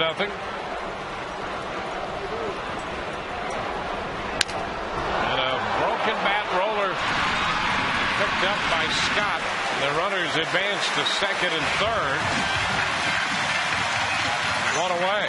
I think at this point the Rays will take that. It's just as good as a bunt the way that ball rolled down the first baseline. The one thing Dan didn't want to do, obviously, was hit a ball hard to second for a double play ball. So even though it was on the ground, it became a productive out. Got to get at least one of these runs in here. Well, Carlos Pena, the man in the batter's box right now. He was called out on strikes on a pitch away in the second. Popped to short in the fifth. Got to have that good level swing here now. You don't need a strikeout. If you happen to hit a home run, great, but get through the ball. Pitch is down. Carlos connected last night. Oh, look at the pitch. See, that ball's down, and he got through it nicely. Short, compact, fluid swing. That's what he needs right here. You don't have to really uppercut it. You'll end up popping it up or missing it altogether. And he pops it up. Short center. Jones is there making the catch. And the throw back toward the plate, not deep enough to give Zobrist any serious thought of coming down the line after the catch. Yeah, that's it's kind of a home run swing right there. You really don't need a home run here. You just got to get through the ball on the line. There's a hanging pitch right here. The Rays have been doing this a lot tonight. Ball's up. See, that's an uppercut. Not going to be deep enough. Got to get that line drive stroke. Well, 2 outs now. And here's Matt Joyce. And 0 for 2. Reached on the error charge to Patterson and left his last time. Rays down by 2 with 2 men in scoring position. It's too high. You know, I think Millwood is doing a lot of these on purpose, too. He's getting the high strike. And he knows the Rays, some of the lefties are getting underneath it. And I think he's pitching up high intentionally. That's the old Jim Palmer philosophy, the Orioles broadcaster. Go right above their hands, make it look enticing, you end up popping it up. 2-0. Most lefties are good low ball hitters anyway. Yeah, especially against right-handed pitchers. That's right.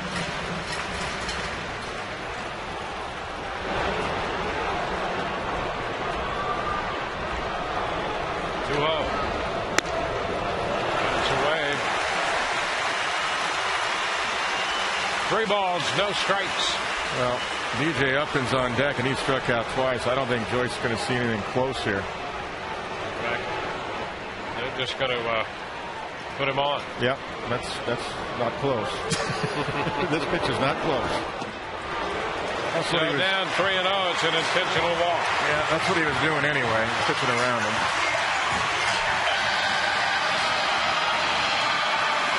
So the bases will be loaded for B.J. Upton. Orioles talk it over on the hill. Go to RaysBaseball.com and register for the Rays postseason ticket opportunity, where selected winners will have the chance to purchase postseason tickets.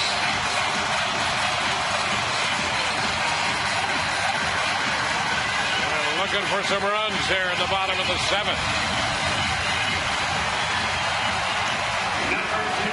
Well, BJ's come up with some pretty big hits here down the stretch. Just trying to find a gap right here.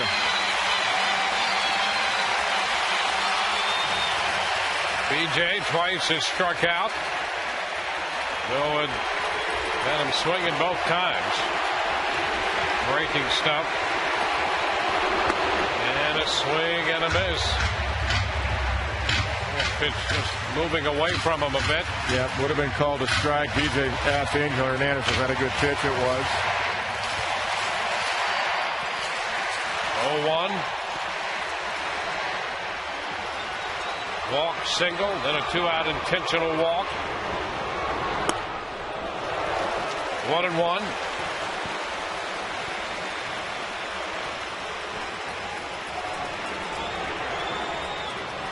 DJ with 18 home runs and 61 runs batted in. And he fouls it back. And a pretty good pitch. Oh, he got his pitch right there. He was right on it. 88-mile-an-hour fastball. Good pitch to hit. Good swing at it. Straight back. Now, Millwood dropped a curve on him last time. In the first at bat, he dropped a slider on him with 2 strikes. You got to expect after that good swing, he's going to see one of those breaking balls away. 1-2, and he is out on strikes. So he strikes out, leaving the bases loaded. We're through 7. 2-0 Baltimore.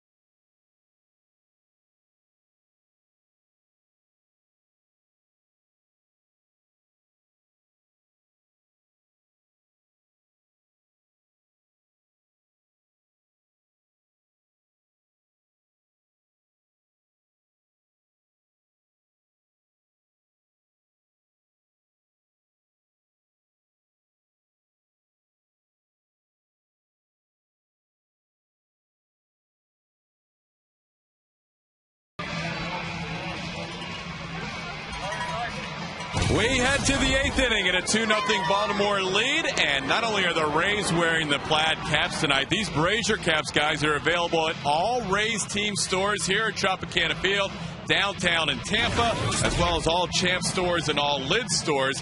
The very popular item. I was over at the big team store by the Rotunda last night, and they said these hats are really selling well. There you see Joe and Davey with the hats on. I've got mine on as well. And guys, our next question on Ask the Announcer website Wednesday comes from Debbie. She wants to know, is there any scenario where David Price could pick up his 20th win? Back to you. All right, thank you very much. The new pitcher is Grant Balfour as we head into the 8th. The Rays are down by 2.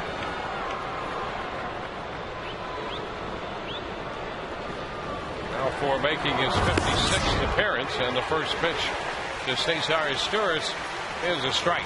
About Price and 20 wins, possible but doubtful.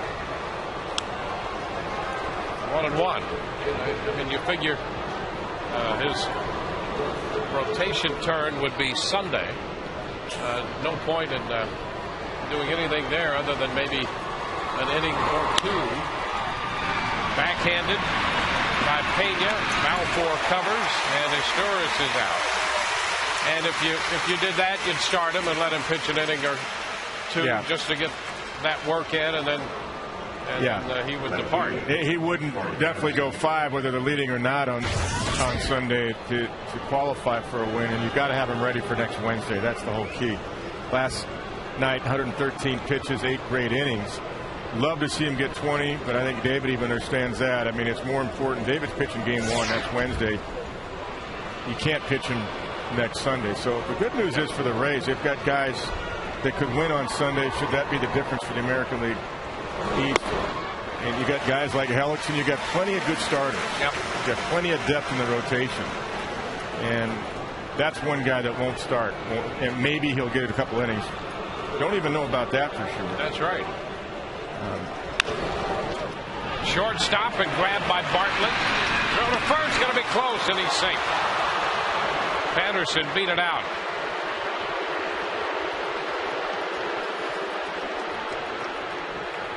Tough play. Nice pick by Bartlett. Too much speed for Patterson. Jason had to gather himself, get his balance to get it over there. Patterson just runs too well. Actually, I talked to Charlie Manuel of the Phillies this morning and asked him about his #1 guy, Roy Halladay. He said he's done. He's not pitching. I mean, they don't need to because they've got home field advantage anyway. The Phillies do, no matter what the rest of the clubs do in the National League. He's got 250 innings in, and he said he's done. No game. He'll have an extended side session. That's it.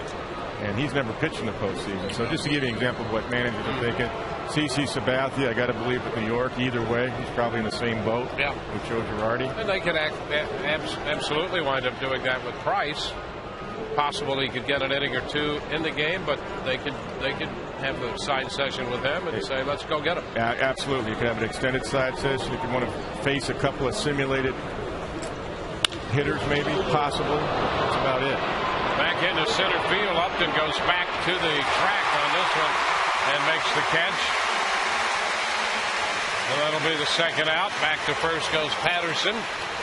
Don't forget, you can own a piece of Rays history with the limited edition Matt Garza plaque available at RaysBaseball.com exclusively. It's a custom piece, includes the game ticket from the historic no-hitter on the 26th of July and a signed photo of Matt Garza. Game-used dirt, all MLB authenticated. Visit RaysBaseball.com to get yours while supplies last. All proceeds, by the way, benefit Rays Baseball Foundation. Rays looking at a pitching change here. Call to the bullpen brought to you by Metro PCS, wireless for all.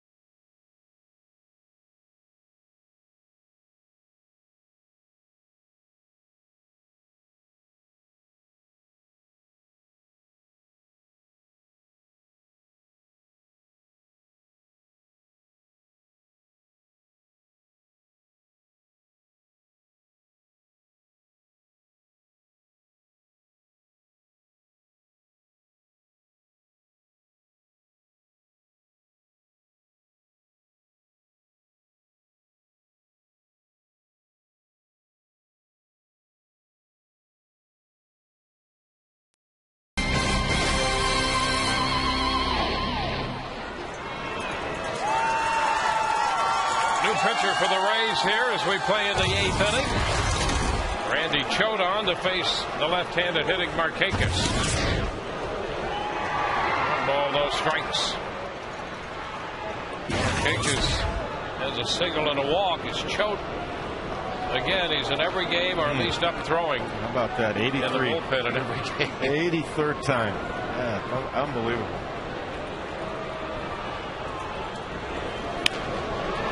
Pop-up, short left, Bartlett out from shortstop, and that takes care of Markakis and the Orioles. Bottom of the 8th coming, 2-0 Baltimore.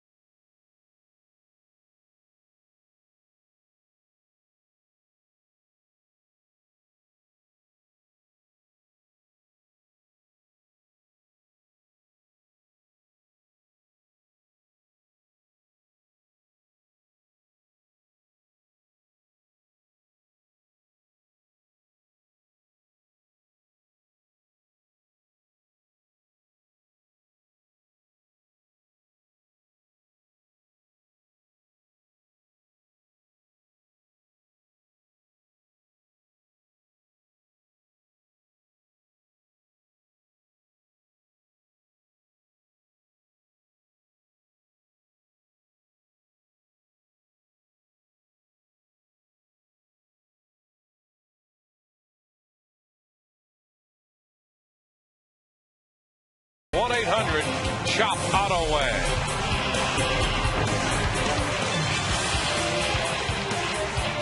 Well, the Rays are down 2-0. They've been out hit 5-2.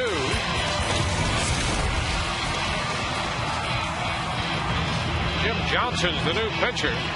7 innings of 2-hit shutout baseball for Kevin Millwood. Yeah, Johnson on his 24th appearance now, 3.86 with the earned run average. Excellent strikeout to walk ratio. Brad Hopp faces him. The pitch is down. Well, you're right about Millwood. I mean, that's got to be his best outing of the year. I mean, that's incredible. 94 pitches through 7. Ball 2 inside to Hopp. Bartlett's due next, but Brignac has a bat and is on deck. And then Jaso. There's Reed. And a line drive base hit into right.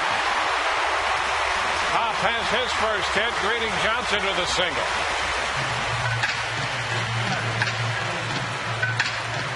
Brad turned on a nice 94 fastball. Johnson going right at him. Big swing by Brad and drilled a single. Now we're going to get a pinch hitter and a pinch runner.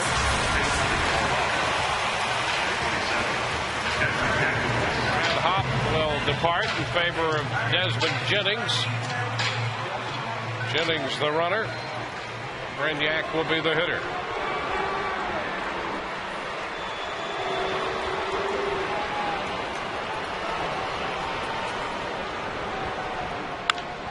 Brignac, after the first pitch, lifts it into left where Patterson makes the catch. 1 away.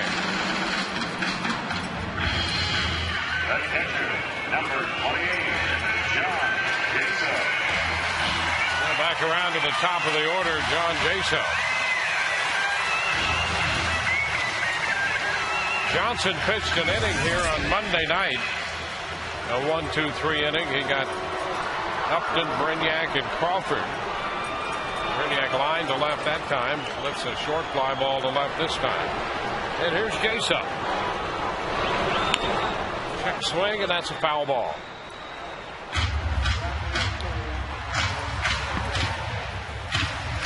Both Baltimore runs came in the 7th inning.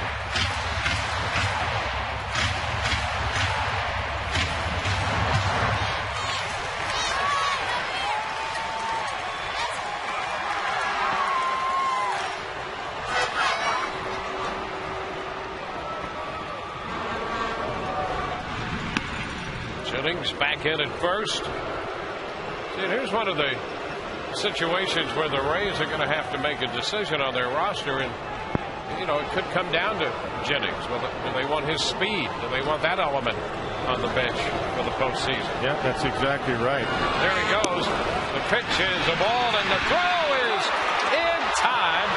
Jennings caught trying to steal. His Torres put the tag on it.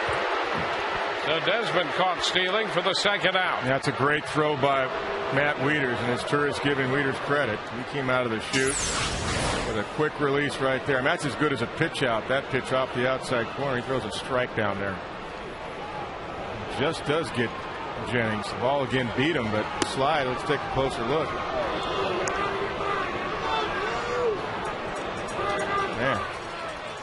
Got him maybe as close could be. Got him on the right shin maybe just before his foot got there.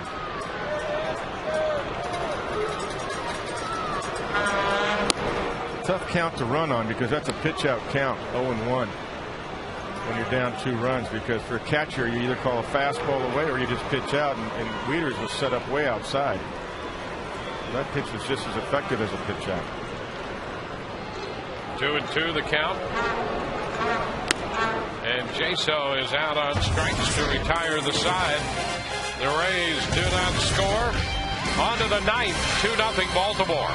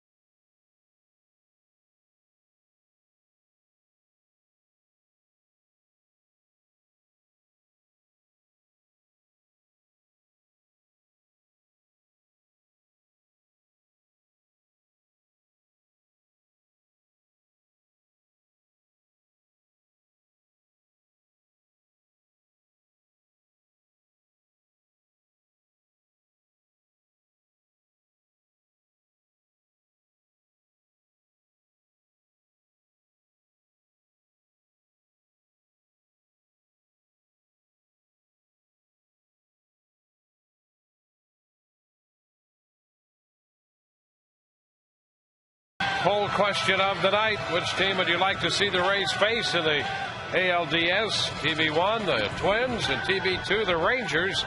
Standard message and data rates apply. Text your vote to 789-789.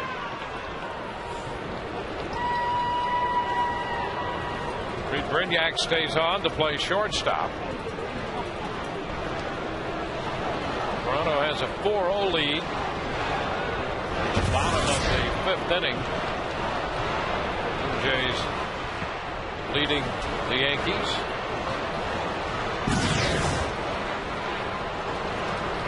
With the lefty Choate facing Luke Scott, the Rays pretty much play the defense straight up as opposed to the extreme shift against a right-hander. Yeah, initially the shift was on, and then Dan Johnson was moved back to third base, and you're right, the infield left to right is playing straight up because you don't expect Scott to pull.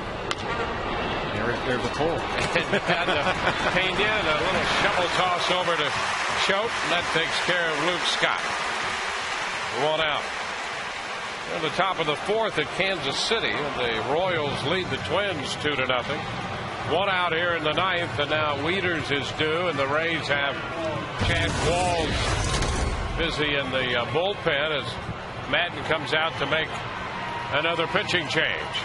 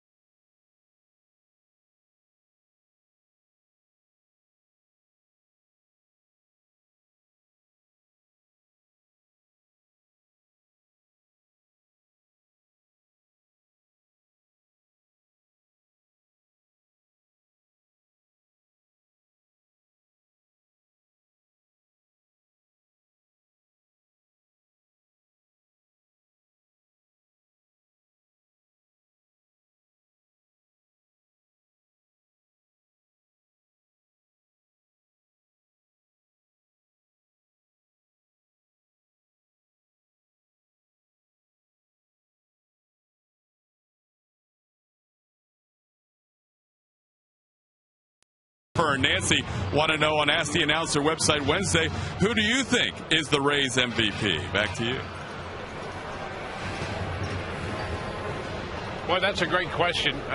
The easy answer is to say, well, Carl Crawford. Yeah, it is. It's a good answer. Yeah, I mean, that's a straightforward. But, you know, just for fun, you can build a case for Soriano. Here's Chad Qualls. And the pitch to Wieters is a strike. And I think you could also build a case for Longoria. Yeah, always. Absolutely. Gold Glove defense, hitting in the middle of your order, driving in over 100 runs again. There's no question about it. Well, you can see what the offense is without Evan in there. Yep. It hasn't been the same on us. It's not going to be the same. A swing and a miss. A fastball thrown right by Wieters. And the opposition, and more so than that, it's the opposition. The other manager knows that. So Evans not hitting behind Carl Crawford. Carl doesn't get the same pitches to hit. Even though Carl seems to find a way, even so. And a line drive base hit into center field. So an 0-2 pitch and Wieters singles.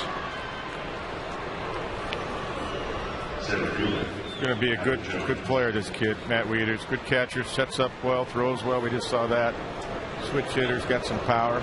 And Buck Showalter has given him complete responsibility. In fact, he told some of the other teammates earlier when he took over that this is our guy, this is our franchise guy, and don't mess with him. You know.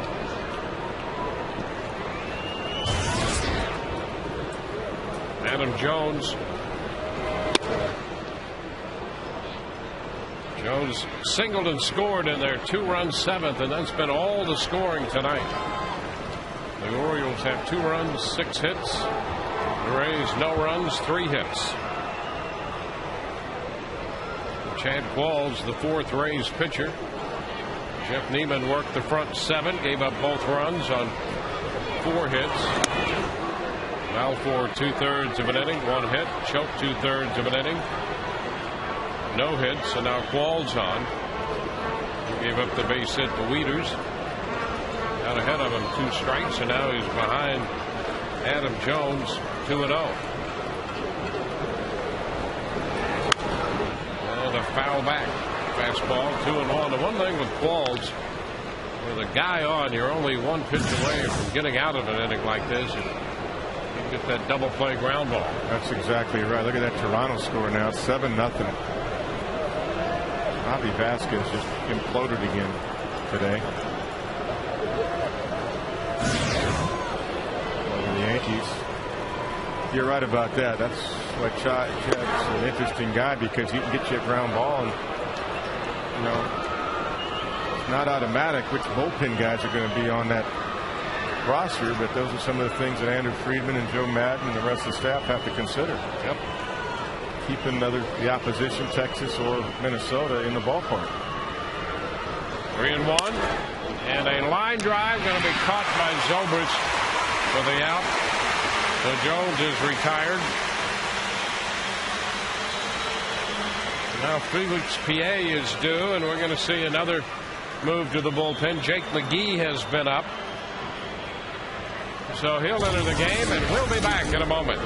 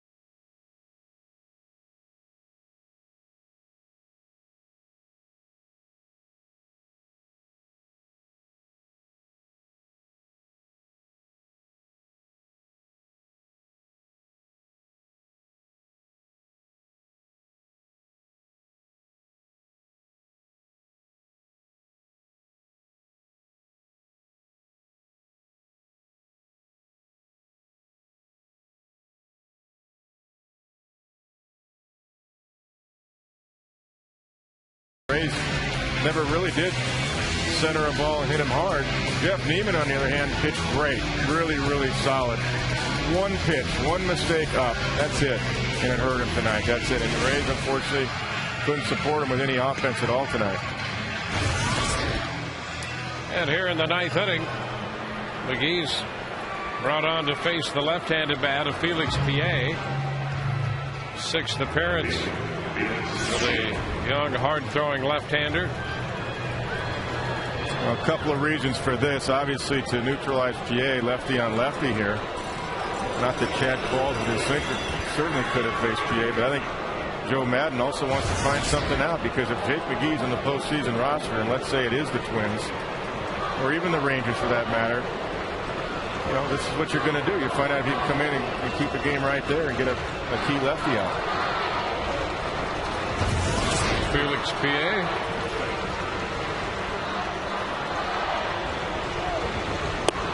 And the pitch is a strike at the knees. Fastball to start him. Well, McGee's got his sea legs here the last few outings, and he's looked pretty comfortable. He has. Absolutely he has. And that fastball 95. 0-2. And down. That's nasty right there. Well, that's Wayhata on the right side there of your screen. That's then their closer. He closed the other night, struck out. Didn't he strike out the side? Yep. Yeah, that right? Yeah, he did. Gonzalez, the left-hander, joined him. The 0-2 upstairs.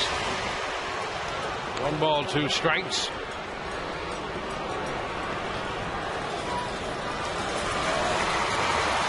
Where I'd want to see one shot if I'm catching at a breaking ball, see if he can throw a good slider, because he's going to have 2 pitches if he's on the postseason roster. Well, he takes care of PA. Strikes him out, leaves a man on. We go to the bottom of the ninth. 2-0 Baltimore.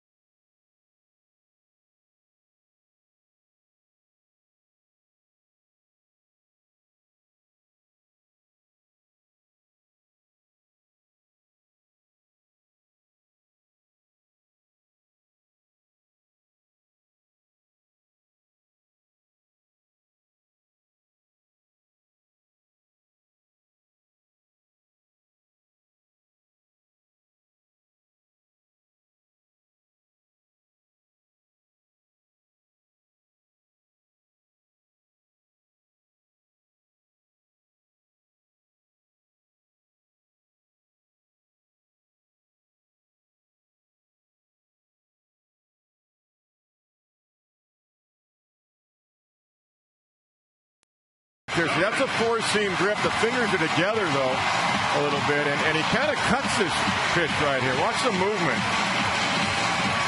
That's a 93 fastball running completely away from PA, and you see him pull his head off the ball. So that acts as a second pitch. If you can cut it like that away from a lefty and throw it 93 miles an hour. What a great pitch. Koji Uehara is the new pitcher. He's been closing, making his 41st start, or 41st appearance overall. Well, we talked about his command the other night. Look at the strikeout to walk ratio. 50 strikeouts, only 5 walks in those 41 innings. Here's Zobrist going after the first pitch and lifting a fly ball into center, where Jones makes the catch. Well, the Rays were shut out here Monday by Baltimore 4-0. They shut out the Orioles last night 5-0. And they've been shut out tonight 2-0, 1 out into the ninth. Yeah, they didn't get dominated tonight by stuff by Kevin Millwood, but he got away with a lot of pitches up, and I'm sure a lot of it was intentional, going just up above the left-hander's hands especially, and they've got a lot of pop-outs tonight. Crawford takes a pitch on the inner part of the plate. This one down. It's 1-1.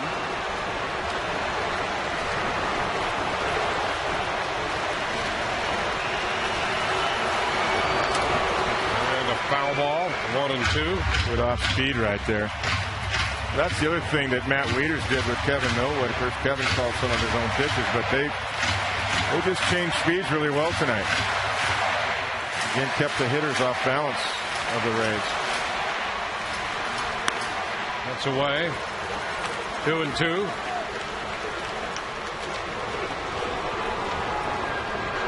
Tejada struck out Ibar, Zobrist, and Jaso here Monday night to close out that 4-0 game.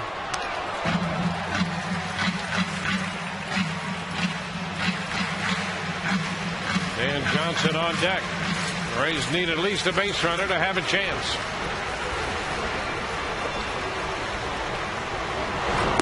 And Crawford is out on strikes. Ninth strikeout for Baltimore pitching. 2 outs here in the ninth. Yeah, they went up the ladder a lot today, and I don't know if that was intentional. I don't think it was. Wieters sitting up away. Usually on a pitch like that, you want it down, but nonetheless, it was effective.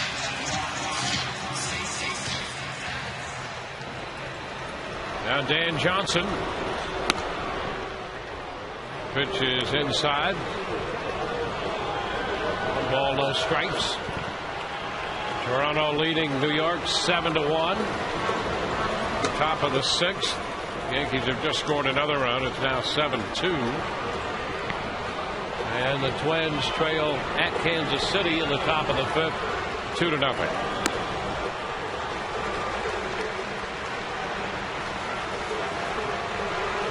Two and 1 to count. Dan Johnson after it and pops it up. That's a foul ball and will be out of play. Just back of the dugout.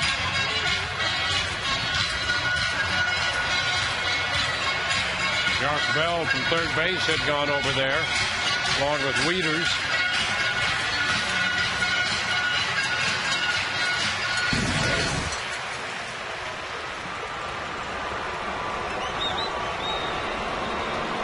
Two now. Johnson takes ball 3. Had an idea. Held up. Full count. Well, we'd love to give Carlos Pena one shot to get up the plate with the tying run at first. And a long drive down the right field line. That's hooking. And that is a foul ball. Johnson at home run distance, but hooked it foul. Yeah, he's got a nice, short, compact swing, Dan. He gets a pretty good look at the pitches. That's why he's got a 1-to-1 strikeout to walk ratio. This ball, nice compact swing. 3-2, strike 3 call. This game is over. Johnson thought he'd drawn the walk. Instead, he's called out on strikes. And the Rays are shut out, a combination shutout by Kevin Millwood, Jim Johnson, and Koji Uehara. A 2-0 final. And the Rays drop 2 of 3 to the Baltimore Orioles. Oh, there's the last pitch. Oh, it had plenty of the plate. Plenty of the plate. Yeah, that's a good pitch. So Millwood will get the win. Neiman the loss. Uehara save. Took 2 hours and 21 minutes to play this game. And at the moment, the Rays and the Yankees are tied for first, with the Yankees trailing in Toronto now 7-3 in the top of the 6th inning. Rays and the Yankees have identical records of 94 and 64. And as we look at tonight's Miller Lite Taste Greatness moment, we go back to the 7th inning. 2 men on, 2 men out. Felix PA 1 and 2, and he lifts it into right field, getting it over the head of Matt Joyce. It went for 3 bases, driving in Markakis and Jones with the only 2 runs of this ball game. And the Baltimore Orioles defeat the Rays 2-0. We'll be with you tomorrow from Kansas City. Our coverage begins at 8 o'clock on Sun Sports in high definition. The final regular season series of the season. Now for Kevin Kennedy, Todd Callis, and Brian Anderson, this is Dwayne Stats. Hope you've enjoyed the telecast, if not the outcome. 2-0 Baltimore over the Rays. Rays postgame live next. See you there.